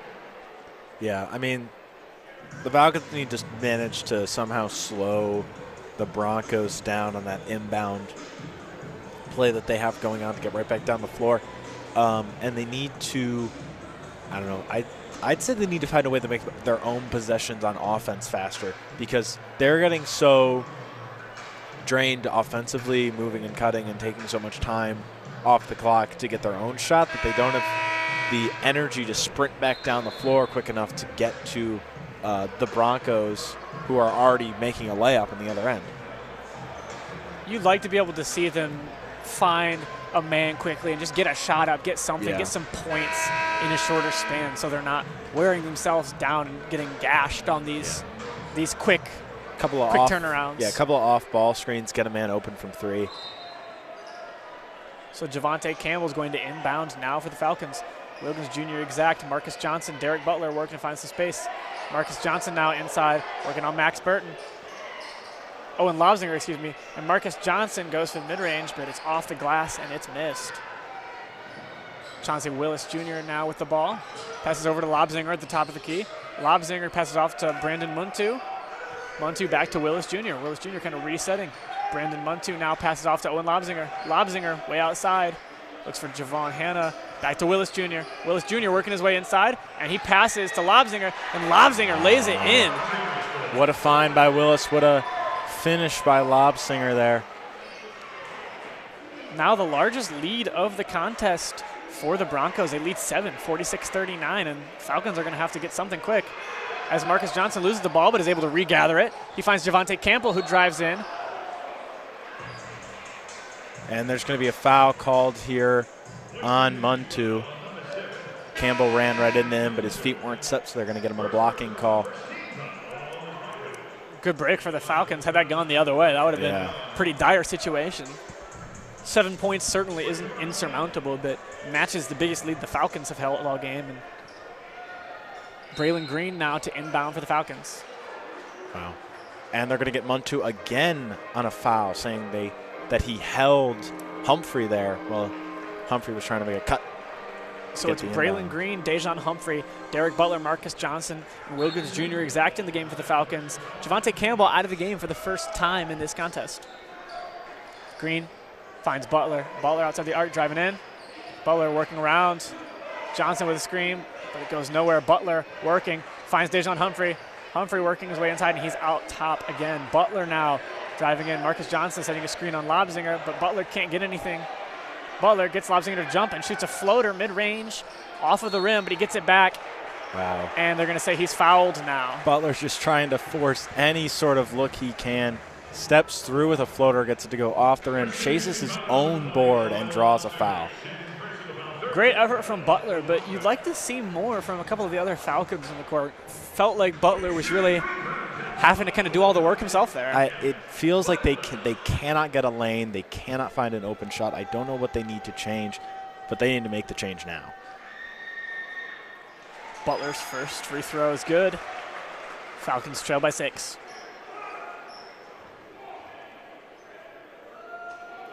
Butler is so drained. Taking a long time to come back for this next free throw attempt. Jemai Felt over at the table preparing to check in. And he will. Jemai Felt now in the game as Wilkins Jr. exact will take a seat. Owen Lobzinger to inbounds to Willis Jr. again for the Broncos. Willis Jr. now bringing it up the court. Also in the game, Max Burton, Javon Hanna, and Brandon Muntu. Willis finds Muntu. Muntu fakes a 3 but doesn't take it. Willis Jr. now looking. Willis Jr. back to Muntu. Muntu now takes the 3, and he misses it off target, but the rebound by Lobzinger kicks it back to Muntu. Willis Jr. now from the logo passes it over to Javon Hanna, who lays it up and in. Broncos stretch the lead back to 7, 48-41, as the Falcons will now go a little quicker in transition. But Eric Butler to Marcus Johnson, a contested 3, and he can't get it to go. Rebound by Max Burton now. Willis Jr. driving again, guarded by Braylon Green. Green moving with him, jumps and misses, and now wide open 3 from Lobzinger, and he drains it. Broncos taking advantage in transition ball right now, found an open Lobzinger in the corner, and the Falcons look just lost right now. Braylon Green up top looking for something, finds Johnson just inside the arc. Johnson driving in on Lobzinger, and he gets swatted by Max Burton. Willis Jr. now in transition, finds Javon Hanna. Hanna from 3, and it's no good. Falcons now in transition. Marcus Johnson with the ball, passes over. He's got Dejon Humphrey, lays it up, and he's got it. Bit of a scoring drought for the Falcons. Ends 1 for 7 in their last 7, but now 51-43. Falcons trailing by 8. Falcons get a lucky break, managed to turn it into 2 quick points. That's good for them, but they need to find a way to get a stop here and then set something up on offense for an open shot, an open look. Broncos moving it around way outside of the arc as Lobzinger will take a 3 over Jemai Felt, and it won't go. Butler with the rebounds, now bringing it back up the court. Butler working around to the corner near the Falcons bench, now drives in on Muntu, and he'll kick it back out to Braylon Green. Reset. Braylon Green now driving and finds Jemai Felt. Jemai Felt standing right near the arc. Felt off to Braylon Green around the outside again, kicks to the corner. Derek Butler tries to move to drive inside, and he'll take a 3, and he drains it. Derek Butler, how about the confidence of him today? 16 points. I don't know deep if that 2 was they'll call it. Yeah, they're going to call it a deep 2. Okay. I was unsure whether that was a 3-ball or a 2-ball, but the ref, I think, saw his foot on the line there. Lead now just 6 for the Broncos. Javon Hanna with the ball. Looking around, he's got Willis Jr. Willis Jr. outside. Back to Hanna, to Willis Jr. again. Steps near the arc, and he'll take the 3, and it's no good off of it. And Dejon Humphrey had the board but lost it. Wow. Everyone in the Stro thought that was a clear and obvious foul on the Humphrey, and it looks pretty obvious too. I think that was their first missed call, I'd say, of the day. I think they've gotten basically everything right, and some of the ones that kind of could have gone either way, they kind of let them go. So the rest are having a great game. They missed one there, but that's totally all right, and the Falcons still end up with the ball anyway. Hannah stepped out of bounds, I believe. So that brings us into another media timeout. So we will go ahead and take it with that media timeout. It's 51-45. The Western Michigan Broncos still lead with 11:42 left to go in this game. Don't go anywhere. You're still listening to the BGSU men's basketball team on Falcon Radio.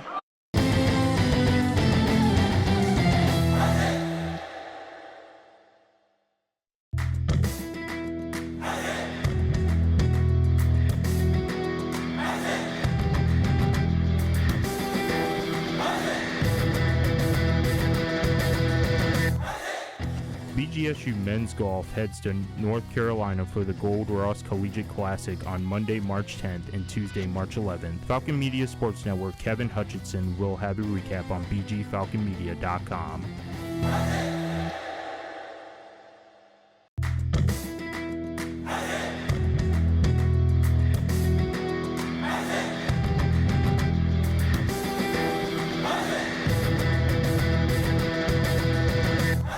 BGSU Baseball takes on Tiffin for the home opener at Stellar Field on Tuesday, March 11th at 3 p.m. Falcon Media Sports Network's Tyler Kavlitz and Noah Seeley will have the call at 2:40 for pregame and 3 p.m. for first pitch on WBGU 88.1 FM.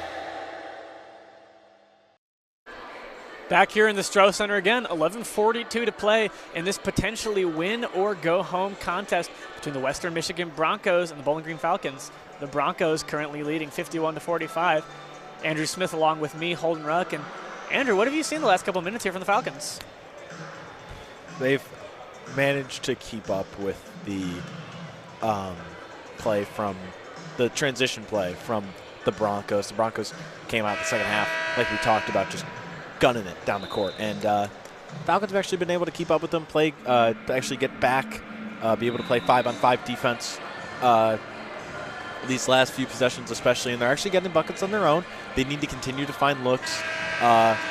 They need to find open looks from three. They need to open up the lanes. I don't know what needs to change. Maybe harder screens, maybe a different play that the Broncos aren't expecting. I don't really know, but it needs to happen because they look like they're forcing things on offense. Johnson and Butler especially seem like they're trying to do too much with the basketball and aren't getting the looks they need. Javante Campbell now back in the game. He's joined by Jemai Felt, Wilkins Jr. exact, Derek Butler, and Dejon Humphrey. And he's going to lose the ball right there. But they're going to call a Western Michigan foul. Chauncey Willis Jr.'s second foul of the contest.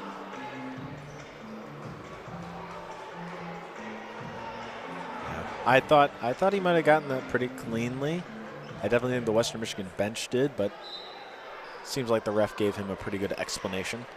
Campbell inbounds to Wilkins Jr. exact. Back out to Campbell outside of the arc, right by the Bowling Green bench. Working his way around the arc and now cuts in. Kicks out to Dejon Humphrey for three, and he drains it!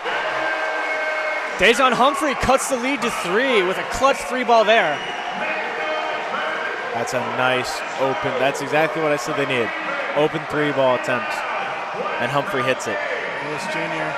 Willis Jr. up top with the ball. Javante Campbell really fighting for it now. Yeah. Campbell is not going to give Willis a chance to breathe on this possession. Now kind of a switch off. Falcons leaning on their zone there. And now, once again, Butler's defending up top. Willis Jr. now driving in, and he'll lose it. Just sails it out of bounds. And that's going to be a Falcons ball, and you can hear the excitement building in the Stroh Center. They can feel the momentum. The Bowling Green bench is getting loud. The Stroh Center's getting loud. This is great. This is exactly what the Falcons needed.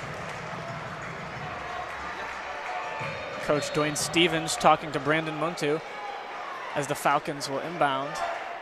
Javante Campbell letting it roll, taking his time. Butler moving around the outside as Campbell has the ball. Campbell driving in. Campbell loses it. And it looks like that one's going to be a Falcons ball, touched last by the Broncos, so Javante Campbell will inbound again. Yeah. Campbell needs to gain better control of the ball. I feel like he loses it a lot of the times when he's driving in like that. Campbell finds Butler working on the perimeter. Derek Butler way outside of the arc, working his way back in. Finds Wilkins Jr. exact. Jr. exact, a little behind the back move, pivot, kicks back out to Butler. Butler working up top. Has the lane, lays it up, and in! Derek Butler, 18 points tonight. And there we go. Look at the Falcons. 4 of them get down the floor immediately. Butler couldn't because he fell to the ground after making that layup. But nice move by him. Holy. Jemai Felt now working on Lobzinger. Willis Jr. with the ball again. Butler approaches and Lobzinger sets a screen. Jemai Felt now backpedaling.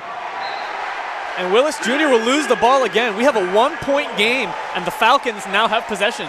Wow. Mistakes by Willis Jr. that you do not usually see by him. He's a very consistent player, but he does have his turnover struggles, but not those kind of mistakes. Campbell now working on Willis Jr. again. He gets caught up on Jemai Felt. Kicks out to Derek Butler for 3, and he's off target. And that one's just going to roll, bounce out of bounds. Good job by Willis to kind of keep the much larger Jemai Felt away from the ball as it careened out of bounds. And the Broncos will take possession as Willis will take the ball up the court for the Broncos yet again. Willis Jr. guarded by Campbell. Campbell approaching heavily now. Donovan Williams outside, passes over to Strickland. Markai Strickland now up top. Lobzinger with a move, catches Campbell off balance, but he recovers. Willis Jr. now with the ball, still outside of the arc. Dejon Humphrey. A 3-ball. Javon Hanna with a 3-ball. The Falcons wanted a foul on Dejon Humphrey, but no call from the refs there. Wow, Strickland ran right into Humphrey. That's got to be a call one way or the other. That can't go uncalled. No. It's got to either be a block or a charge. You can't leave it uncalled. A lot of contact there, not assessed by the refs. Yeah. Javonte Campbell passes over to Derek Butler, driving inside. Butler layup, and it's off target, but a rebound from Wilkins Jr. exact. Wow. It'll be a stoppage play. Only Wilkins Jr. exact could get the ball stuck between the backboard and the rim while trying to make a layup. Something it feels like you don't see a lot of, but you remember it when you do. Great job by exact to get that board and just, wow. Disappointing for the Falcons now as Willis Jr. passes over to Donovan Williams. Williams passes over to Strickland. Markai Strickland finds Max Burton. Burton passes back to Javon Hanna. Hanna to Williams. Williams finds Willis. Willis Jr. once again. Jr. passes over to Burton. Burton now to Strickland. Markai Strickland driving in on Jemai Felt, lays it up, and it's over. Jemai Felt with the board. Passes over to Derek Butler, who'll bring it back up the court for the Falcons. Jemai Felt with just such good defense there. Knows not to foul in that situation. Sets a nice screen as Derek Butler works on Max Burton. Has him a little off balance, and Dejon Humphrey will try a 3, but it'll be blocked. Max Burton with the block, and the Broncos are now moving in transition. Willis Jr. again finds Javon Hanna up top. Kicks inside to Donovan Williams, who'll go for the layup, and he'll miss it, but it'll be fouled by the Falcons. Javonte Campbell, I believe. Jemai Felt will pick up the foul there, his second of the game.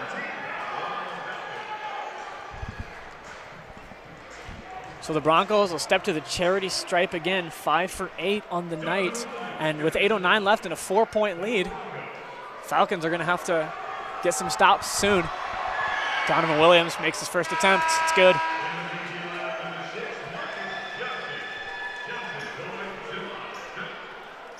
That's a really good job by Williams to get that foul there onto Felt.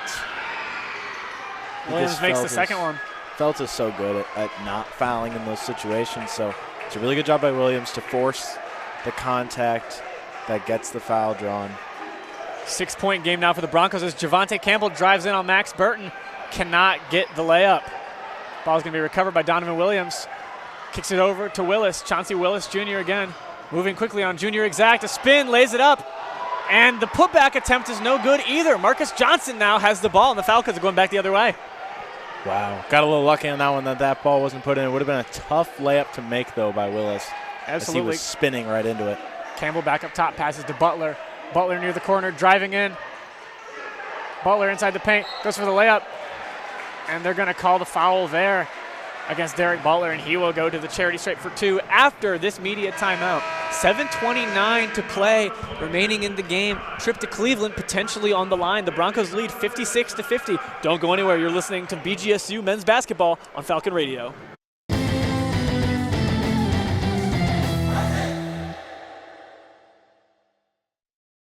Eating, working, living pain-free. These are a few of the things many of us take for granted. But for many adults with disabilities who are elderly or have serious medical issues, dental care is simply unaffordable. Dental Lifeline Network is looking for dentists who can change this. DLN is asking dentists and their teams to volunteer to just see one of the many patients in need. You can literally change a life. Visit willyouseeone.org to help change one life in your community today. Hey everybody, Rachel Ray here. Nothing brings a bigger smile to my face than cooking up a big meal for the whole family and lots of friends. But there's not enough room at my table for the 17 million kids in our country who struggle with hunger. That's why the Feeding America nationwide network of food banks collects surplus food to give hope to hungry kids. But they can't do it without your help. Support Feeding America and your local food bank at feedingamerica.org. A message from Feeding America and the Ad Council. Back here in the Stroh Center again. Falcons in crunch time now, trailing the Western Michigan Broncos by 6 points, 56-50. Just 7.5 minutes to play. Joined here by Andrew Smith once again. I'm Holden Ruck, and 3 minutes now, 2:59 I should say, scoreless drought for the Falcons. That's bad. Yeah, it's not going well on offense for the Falcons. Western Michigan's on that 5-0 run. I mean, I think what the Falcons really need to do is I think, 4 out of those 5 points by the Broncos? Maybe not 4 of them, but I think actually maybe all 5 are free throws. Falcons just need to stay out of foul trouble here late in this one. I think maybe they'll take a little lesson from, although Felt kind of just doesn't foul because he's so good at utilizing his height and just going straight up with it. But yeah, be very careful about when they foul, because they're going to be in the bonus soon. And then for Western Michigan, they just kind of need to keep doing what they're doing, especially in transition play. They kind of slowed it down a little bit because the Falcons have gotten back so quickly now. But I think if they keep that transition pace up, they can actually keep getting some of those easy lays. Maybe not as consistently as they were at the beginning of the half, but they could definitely keep it up if they tried. Definitely important to watch for the Falcons. Dejan Humphrey has 3 personal fouls of his own, and that's going to be something for him. He's going to have to be very careful about that in these waning minutes here. Let me see. Oh, yeah, okay. So Felt only has 2. Interesting that he's sitting right now. So Derek Butler will take the first of his 2 free throw attempts, and that one rolls off of the rim. It's no good. Falcons still trail by 6. Yeah, that's not good there. I mean, Butler, he's a 70% free throw shooter, so he's pretty consistent from the line. 2 for 2 tonight prior to that attempt, now 2 for 3. Misses both. And the Falcons will get a putback off of the miss. Marcus Johnson. Did Marcus Johnson tip that in, or did Hannah tip that in? I'm not entirely sure. Might have been a credit Marcus Johnson. So now Chauncey Willis driving, kicks over to Williams. Now Javon Hannah with the ball. Javon Hannah looking. He's got Chauncey Willis Jr. again. And now Williams inside working on Marcus Johnson, but he'll kick it back out to Willis Jr. Stroh Center getting loud now. Willis looking for an open opportunity as Strickland tries to set a screen, and he'll just take a deep 3 and drain it.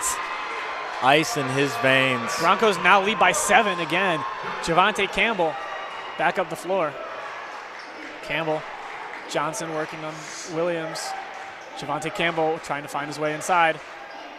Gets caught up on Strickland, and he'll bounce pass it into Marcus Johnson. Marcus Johnson for the layup. He'll get fouled and 1. Wow. Marcus Johnson pumped. What a play by him. Spin move right into the lay. He sees the double team coming, spins away from it, and manages to get his footing inside for the layup and the foul. Just when you start to forget about him, Marcus Johnson reminds you that he's there. The tip in off of the missed Derek Butler free throw and the and 1 layup right there. Chance to add 1 more and cut this back to a 4-point game. Every time I watch Marcus Johnson, he pulls something new out of his bag, either accidentally or on purpose. And Johnson will make the free throw. Yeah. Converts the and 1 attempt. I mean, he's in his bag right now. And Coach Nairn fired up on the bench for his guys. So it's Chauncey Willis Jr. working on Javonte Campbell again. Donovan Williams also outside of the arc, and he'll get the ball now. Williams looking around. He has Javon Hannah. Javon Hannah working on Dejan Humphrey. Gives it over to Owen Lobzinger. Lobzinger to Markai Strickland. Strickland to Willis Jr. still up top, looking for a man inside and can't find it as Burton tries to set a screen. Strickland now with the ball back to Willis Jr. Willis Jr. looking, moves around Humphrey off a screen. He'll take a 3. And he misses it off of the rim. Dejon Humphrey almost has the rebound but loses it, and now Derek Butler has the ball. Wow, and they're going to call that on Lobsinger as Butler tried to go out in transition. Great effort there from Derek Butler. Dejon Humphrey nearly came down with the rebound but lost control of it, and Derek Butler able to take it right off of the Broncos there. Yeah, I think Strickland and him kind of got tied up there. Falcon fans were booing because they thought Strickland might have fouled Humphrey again there, but I think what the officials were saying is they got tied up with each other, and so they just no-called it. Butler manages to steal it back. Great hustle from him, and gets fouled. Now he's going to shoot free throws. And so now Brandon Muntu back in the game, subbing in for Markai Strickland. Derek Butler makes his free throw. Great job by him. Broncos staying now calm. lead. Just 3. Yeah. And a good make from Butler after missing both of his attempts on the last opportunity. Stroh Center gets real quiet. Butler takes, and he makes the second one. It's now a 2-point game, and Falcons now on a 5-0 run in the last minute. What fight from them to stay in this game, and they need to keep fighting because there's still 6 minutes left to go. Just under 6 minutes now, though. It's important for the Falcons to keep fighting as much as they can. So now Javon Hanna passes over to Willis Jr. Back to Hanna. Hanna fakes a 3 and drives in, working on Felt, and he gets it over the big man. What a great play from Javon Hanna. Yeah, that's a tough shot. That's a tough floater to make, and he does it over the tallest man on the floor. Wilkins Jr. exact in the game from Marcus Johnson, probably giving Johnson a bit of a breather here. Javonte Campbell now working on Lobsinger for the layup, contested. Put back attempt by Jemai Felt, won't go, but they're going to call the foul on him. That's what Felt does so well for this team. You need a big board, he gets it for you, and there he's fouled on the putback attempt. He's let's see here, he is a 60% free throw shooter, so not the greatest from the line, but I mean he has improved over the course of the season. He's gotten a little bit better from the line every game. As I say that, he bricks one. Right off of the front of the rim, not particularly close on that one either. I think I'm going to stop talking when we take. I think I'm going to stop. So now Felt will take his second. Brendan Muntu, the fouler, and he'll miss the second one as well. Junior Exact tries to get the ball, and it'll get swatted out of bounds, and they'll say it goes off of Junior Exact, and the Stroh Center fans not happy about that. Butler asking the official if they can review that. I do not believe it's reviewable. Exact's going to go to the bench. That's really great hustle by Exact, though, to try to get that board. So Marcus Johnson back in the game. Javonte Campbell now pressing up on Willis Jr. Willis Jr. will find Brandon Muntu. Brandon Muntu. Muntu to Hanna. Hanna to Willis. Willis Jr. far outside of the arc starts moving back in, guarded by Dejon Humphrey. Willis Jr. looking. He's got Javon Hanna. Javon Hanna passes back to Willis Jr. Jr. back to Hanna again. Hanna takes a 3 over Marcus Johnson, and it's off of the rim. Javonte Campbell with the ball. Campbell looking around. Makes a move on Hanna. Step back outside the arc. Kicks over to Derek Butler. Derek Butler looking. He's got Campbell right next to him, and he'll give it to him.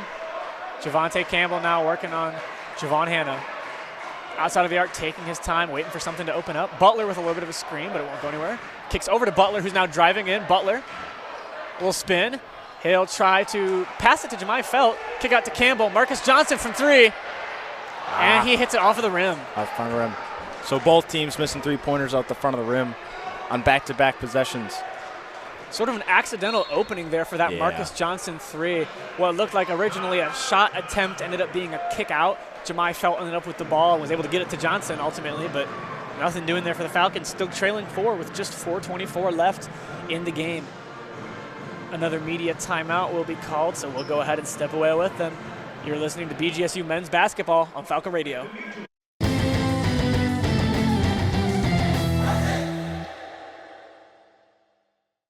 The average time a resume spends on an HR manager's desk is 7 seconds, and most of them are tossed aside. Now imagine if one of those resumes belonged to Yasmin, who was living in a shelter, juggling 3 jobs. I had to be resilient.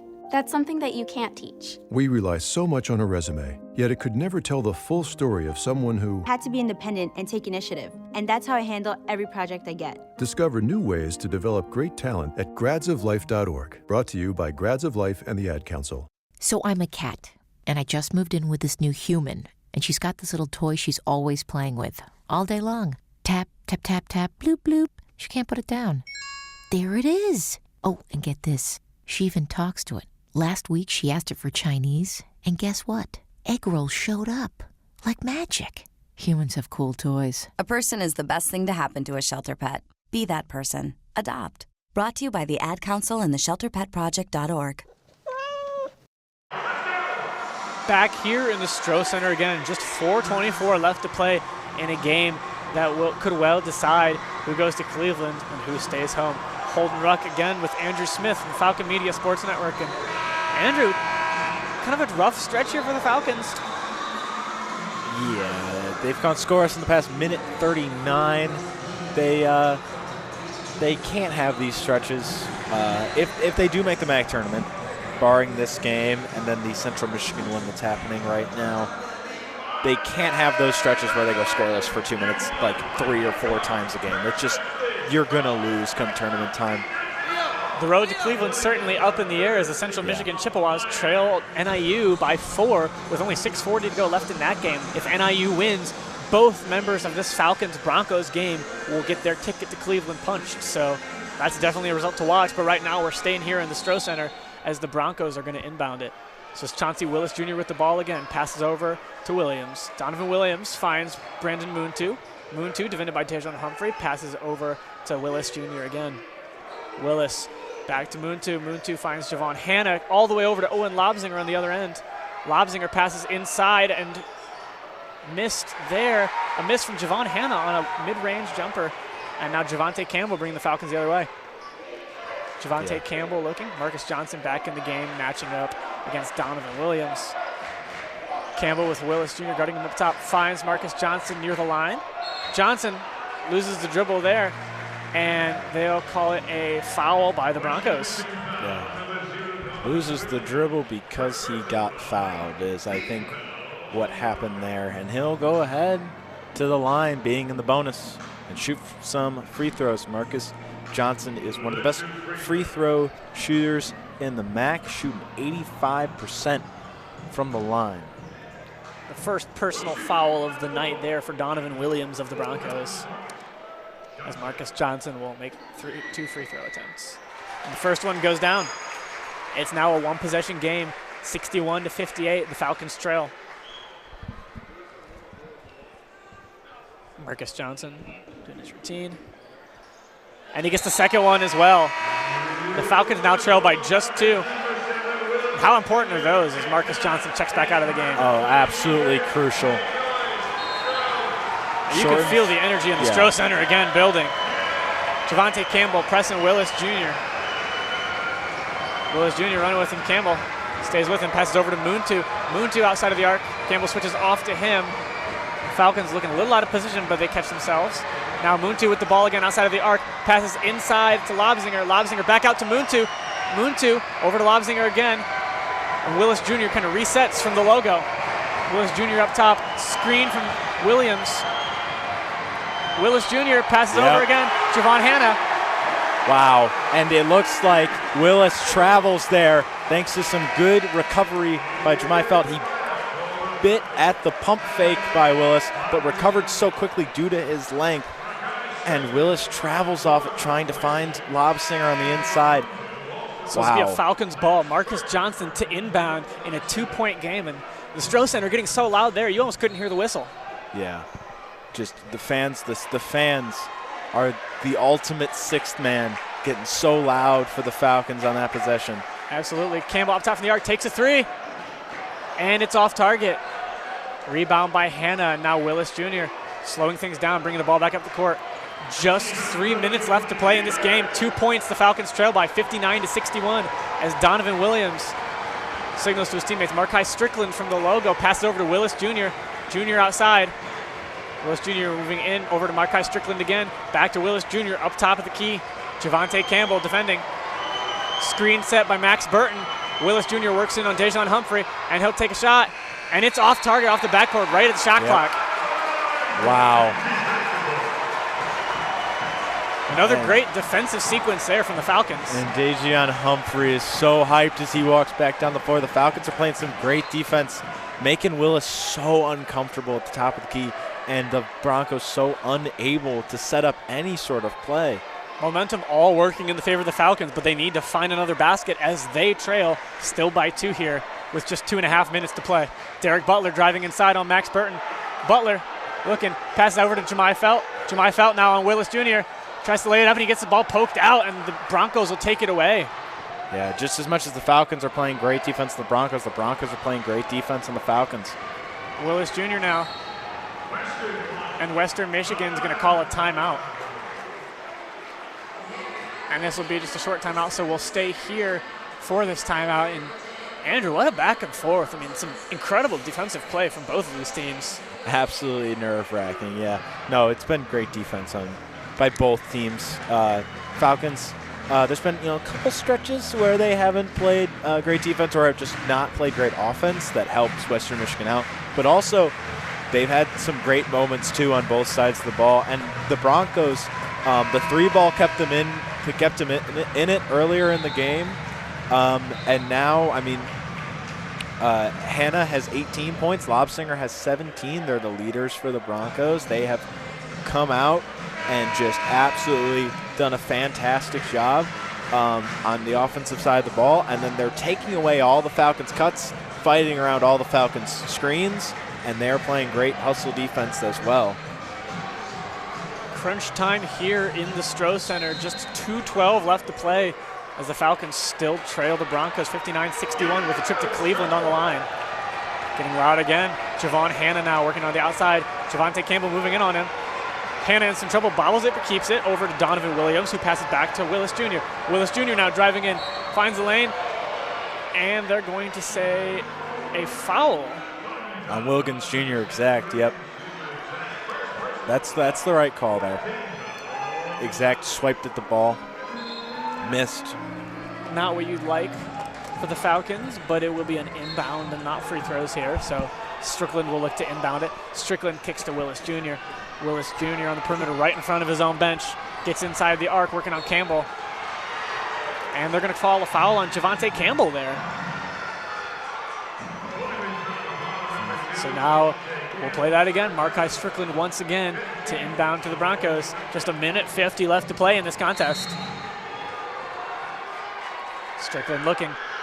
Replay, he's got Willis Jr. by his own bench again. Jr. once again working on Jemai Felt now near the top of the key. Willis Jr. looking for some help. Max Burton moves outside of the arc, but Willis still with the ball. Drives in on Jemai Felt now, up for the layup. And it doesn't go. Wilkins Jr. exact with the rebound.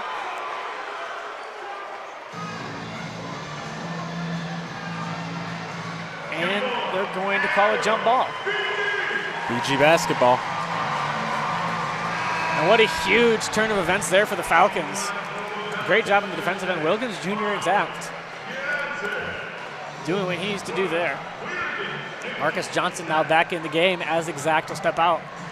Johnson to inbound the ball to Campbell. Just 1:33 left to play in this game as the Falcons trail by 2. They need to get a basket on this possession. Javonte Campbell crosses the half-court line, now near the logo still. Moving into the arc, passes to Marcus Johnson. Johnson driving in, pivots, layup, and can't get it to go. Broncos ball, Willis Jr. bringing it back up the court. Just 1:18 to play. That's not the shot attempt in that situation. Not at all. Javon Hanna now with the ball. Broncos taking their time, holding a slim lead. Back to Willis Jr. Markai Strickland now deep. Now Willis Jr. with the ball again. Javonte Campbell seeing if he can find something, but Max Burton sets the screen, catches Campbell off. Now Willis Jr. will drive in again, and he's going to be fouled by Derek Butler there. Butler, not much else he could do. Yeah, Butler just kind of reached in there, trying to help out Humphrey on the defensive side of the ball there. I mean, it happens, but it sucks that it comes at this point in the game. Luckily, they had a foul to give as the Broncos are not quite in the bonus yet. Falcons just need to get themselves a good look and make a basket. I mean, they're forcing things on the offensive side of the ball, not getting themselves good looks. 2:51 scoreless now for the Falcons as the inbound goes to Willis Jr. Guarded by Campbell again as he works to the top of the arc. Campbell fighting to reach in and get the ball, but he can't quite find it. Now Willis Jr. drives in again, and he gets the layup over Feltz. Crunch time now for the Falcons, 40 seconds left, down 4. And BG, Todd Simon's going to call a timeout. And what a tough turn of events for the Falcons there. Willis Jr. able to get the layup and stretch the lead to now 2 possessions. And that's going to be tough to come back from with just 40.7 seconds left on the clock. Yeah, and you see Marcus Johnson just checked into the game for the Falcons at the time of that timeout, so he'll be coming out. Interesting to see who he'll be coming in for. You can't let a layup like that happen in that situation. If anything, you got to foul, force him to make him at the line. But this is where it ends up. This is what it comes down to. Falcons need a bucket at this possession on any level. 3-ball, 2-pointer. It doesn't matter. Just need a bucket. You're down by 4, 40 seconds to go. It's as simple as that. Get a basket. Tightly contested all game, and now still just 63-59. Only 4 points separating the Falcons and Broncos potentially from the difference between going to Cleveland for the MAC tournament and going home. Absolutely nerve-wracking right now inside the Stroh Center. So it's Javonte Campbell, Marcus Johnson, Derek Butler inbounding, Jemai Felt, and Dejon Humphrey as Javonte Campbell at the top of the key. Going to need to find something quick. Only 36 seconds left. Campbell drives in, lays up backward over his head, and he gets it. Bronco lead is only 2.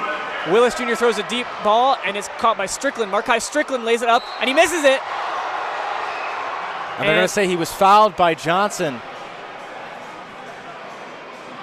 Strickland was fouled by Johnson on his layup attempt to the other end of the floor. He's going to shoot 2. And a missed layup as well. That is kind of the person to foul, though. Strickland is a 50.5% free throw shooter. So if he misses one of these, the Falcons have a chance. Noise now in the Stroh Center. The Falcons need it. First one off the front of the rim. That's huge for the Falcons. A lot of pressure on Strickland here now to make this one. A lot of pressure on him, and he's already not a great free throw shooter. 27.6 seconds left here as Strickland takes his second free throw. And he misses it off the front again. Jemai Felt with the rebound. Javonte Campbell now bringing it down the court. Javonte Campbell looking, he has time, 20 seconds left. Javonte Campbell drives in. Layup attempt. It's no good, but he's going to get fouled. So Campbell will go to the line with the chance to tie the game here. If you're Burton, you can't be doing that. That's a terrible foul to give up. Campbell has no look underneath the basket like that. And between Burton and Strickland, definitely some size advantage over Campbell there. Not where you want to see it all, giving up the foul in a crucial moment for the Falcons. I mean, Campbell, it's going to get quiet here in the Stroh for these Campbell free throws. These are absolutely huge. I mean, you hear the Western Michigan fans, the Western Michigan parents getting loud. Makes the first one. Broncos lead by 1, 63-62, 16.8 seconds to play in this one. A MAC tournament berth on the line here for both teams, as Wilkins Jr. Exact will sub into the game for Marcus Johnson. What a game this has been. Folks, you couldn't ask for a better send-off to the regular season in this Stroh than tonight. 1 point separating these teams as Javonte Campbell will attempt his second free throw. 16.8 seconds left on the clock. And he drains it. Tie game. Broncos inbound. Chauncey Willis Jr. now with the ball. 14 seconds to go. Campbell's going to meet him at half court. Willis Jr. defended by Campbell. Willis Jr. looking now. 7 seconds to play. Makes a cross-up. Gets around Campbell. And they're going to call a foul with just 3.1 seconds left on the clock. They're all going to call a foul on Butler. It's going to be on Derek Butler. And the foul on Willis Jr., who has No one in the Stroh is happy about that call. Willis Jr. has not attempted a free throw yet tonight. The rest of his team shooting a collective 58.3 from the charity stripe. He is a 72.6% free throw shooter, though, and he is a pretty clutch player. Stroh Center getting as loud as possible at the worst possible time for the Falcons to commit a foul. Willis Jr. at the line.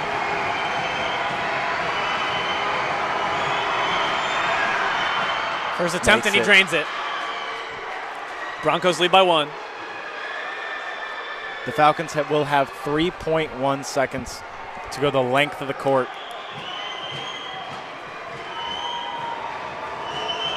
As Willis Jr. take a second free throw. He Misses breaks it. it. Felt with the rebound. And an immediate timeout off the rebound for Jemai Felt. So good job getting the rebound off the miss there. Could have been game if he didn't. Absolutely.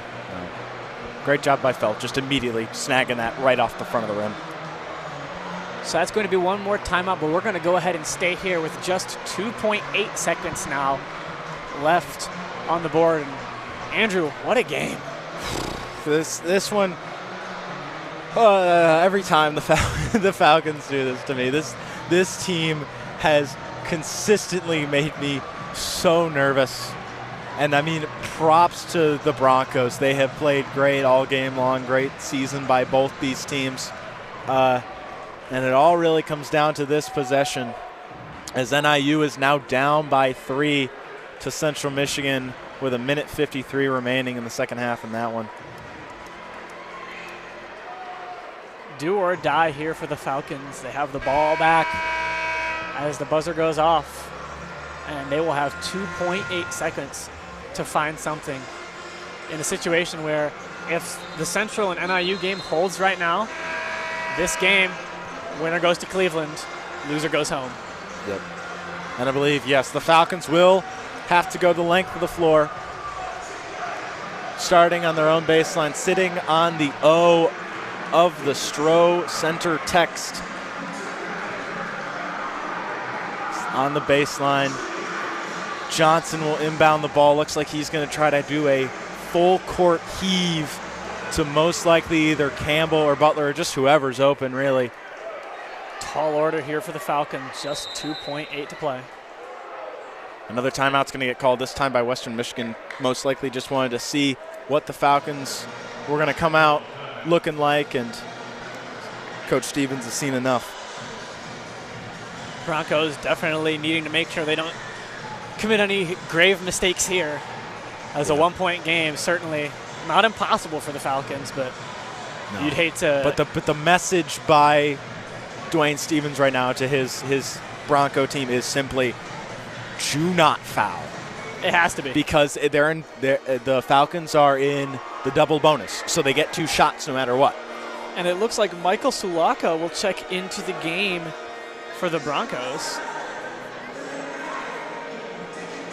Number 24, 6'9" forward.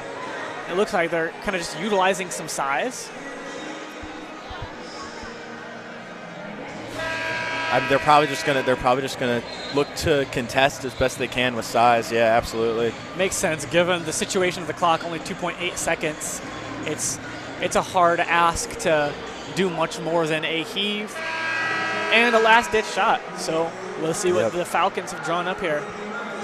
Sulaka, in fact, in the game. Joining him, Javon Hanna, Donovan Williams, Chauncey Willis Jr., and Markai Strickland.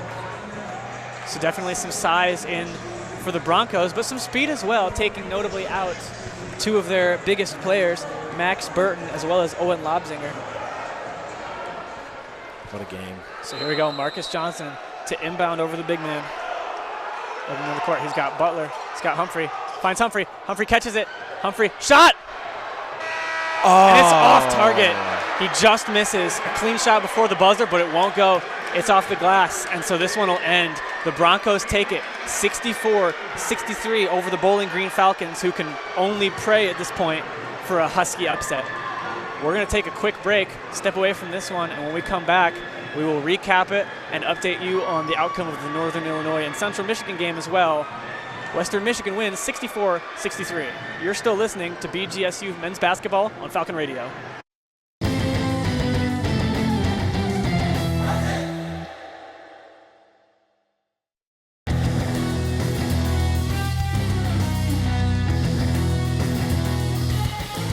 Miss a BGSU sports broadcast? Head over to the BG Falcon Media YouTube channel to listen to past calls by Falcon Media Sports Network.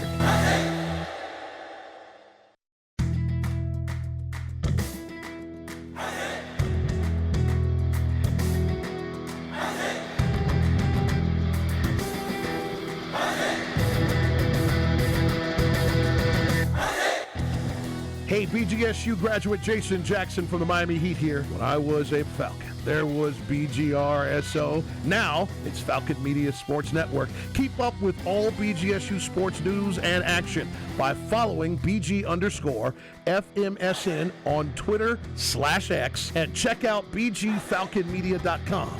Hi, Ziggy.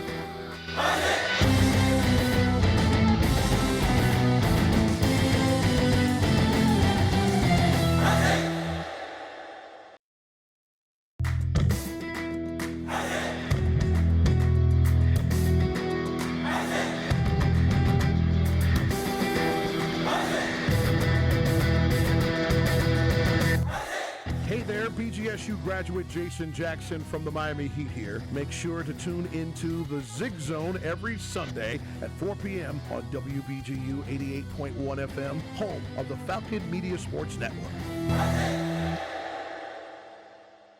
This is Jay Crawford, former ESPN SportsCenter anchor and proud former member of the BGRSO Sports Organization right here. You're listening to 88.1 FM, WBGU HD1 and HD2, broadcasting more games than any other student-run organization in the country. Back here in the Stroh Center in Bowling Green as the alma mater plays after really a crushing, kind of a heartbreaking, close loss here. The Western Michigan Broncos win 64-63 over the Bowling Green Falcons. Joined by Andrew Smith. I'm Holden Ruck. And Andrew, what went wrong for the Falcons down the stretch? Costly fouls. Some they couldn't control, some they definitely could. And they had their opportunities, and they did not capitalize. There was plenty of times where I felt they could have made a shot to tie it or to go up, and they simply didn't do it, didn't convert, got bad looks.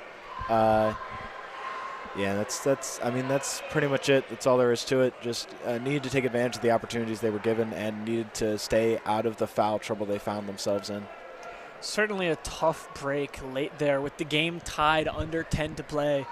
Chauncey Willis Jr. for the Broncos driving in, and Derek Butler catching a foul there. Just really an unfortunate situation, especially overshadowing what was otherwise the standout performance of the night for the Falcons. Yeah, Derek Butler had a phenomenal night. He, 20 points on 7 of 13 shooting, plus 2 steals, an assist, and 5 rebounds. I mean, he played the whole game, 40 minutes. Just put his heart and soul and left it on the court. And it just sucks that they walk away with a loss here. And no one feels that loss more than I think him and DeJeon Humphrey, who put up that shot there at the end that just missed to the right. The Broncos played a great game, though, too. Lobsinger had a great game off the bench, 17 points, 4 of 5 from deep, along with 7 boards, 3 assists, and 3 steals. So, I mean, it was a very good game all throughout. It sucks that it ends in a Falcon loss on a missed last-ditch effort like that. They got kind of the best look they were going to get, really. But all around, it was a great game to watch. Very entertaining all throughout. And a game like this one, I think, really shows you the resilience of this BGSU team. You know, they weren't able to come out with the win tonight, but it cannot be discounted how undermanned they've been playing all year, really a 7-man rotation, and really, in particular, the starters getting significantly more meaningful minutes than Braylon Green and Wilkins Jr. exact off the bench. But what a job, what a fight by Todd Simon's group. Unfortunately, just coming up a little bit short today, but certainly able to hang tight.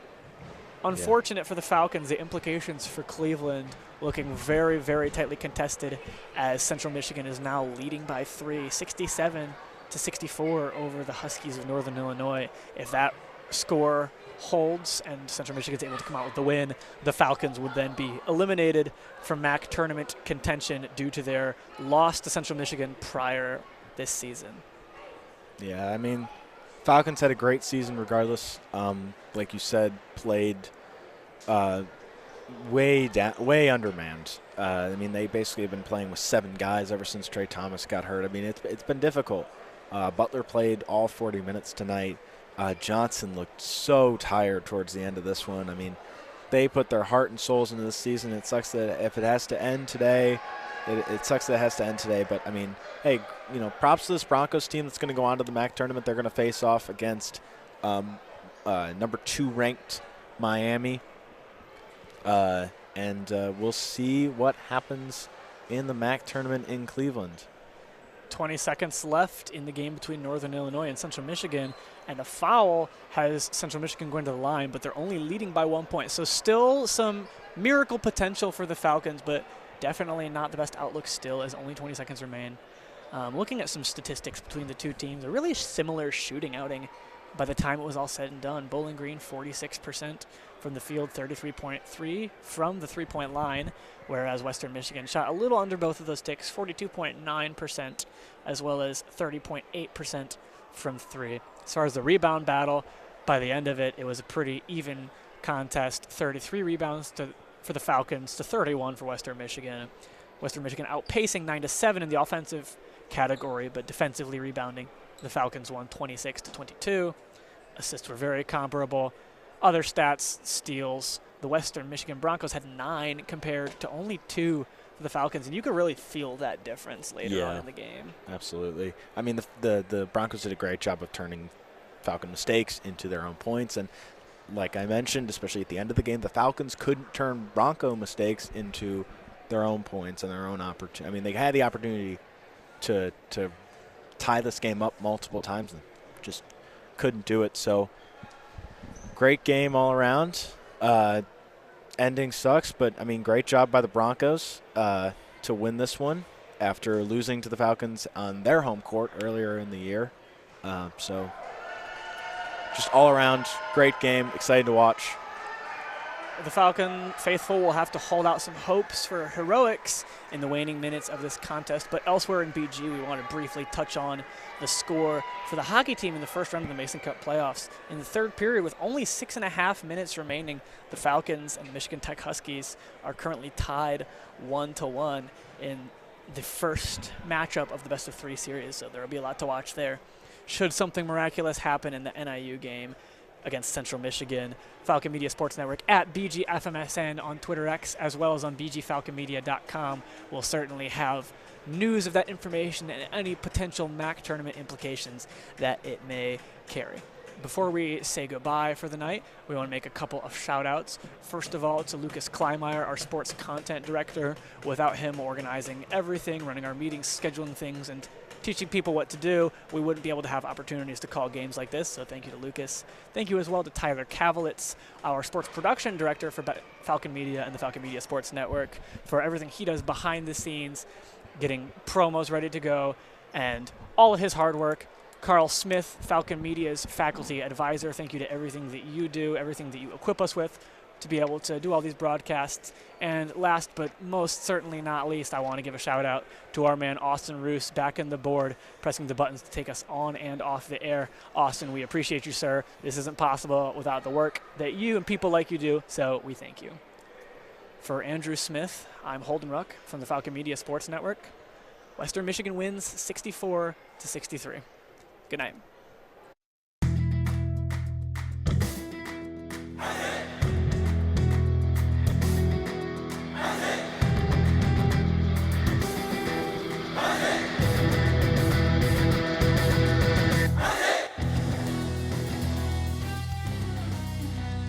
This broadcast has been a Falcon Media Sports Network production. For more BGSU sports news and updates, follow Falcon Media Sports Network on Twitter X at BG_FMSN, BG Falcon Media on Instagram, Facebook, and YouTube, and head over to BGFalconmedia.com.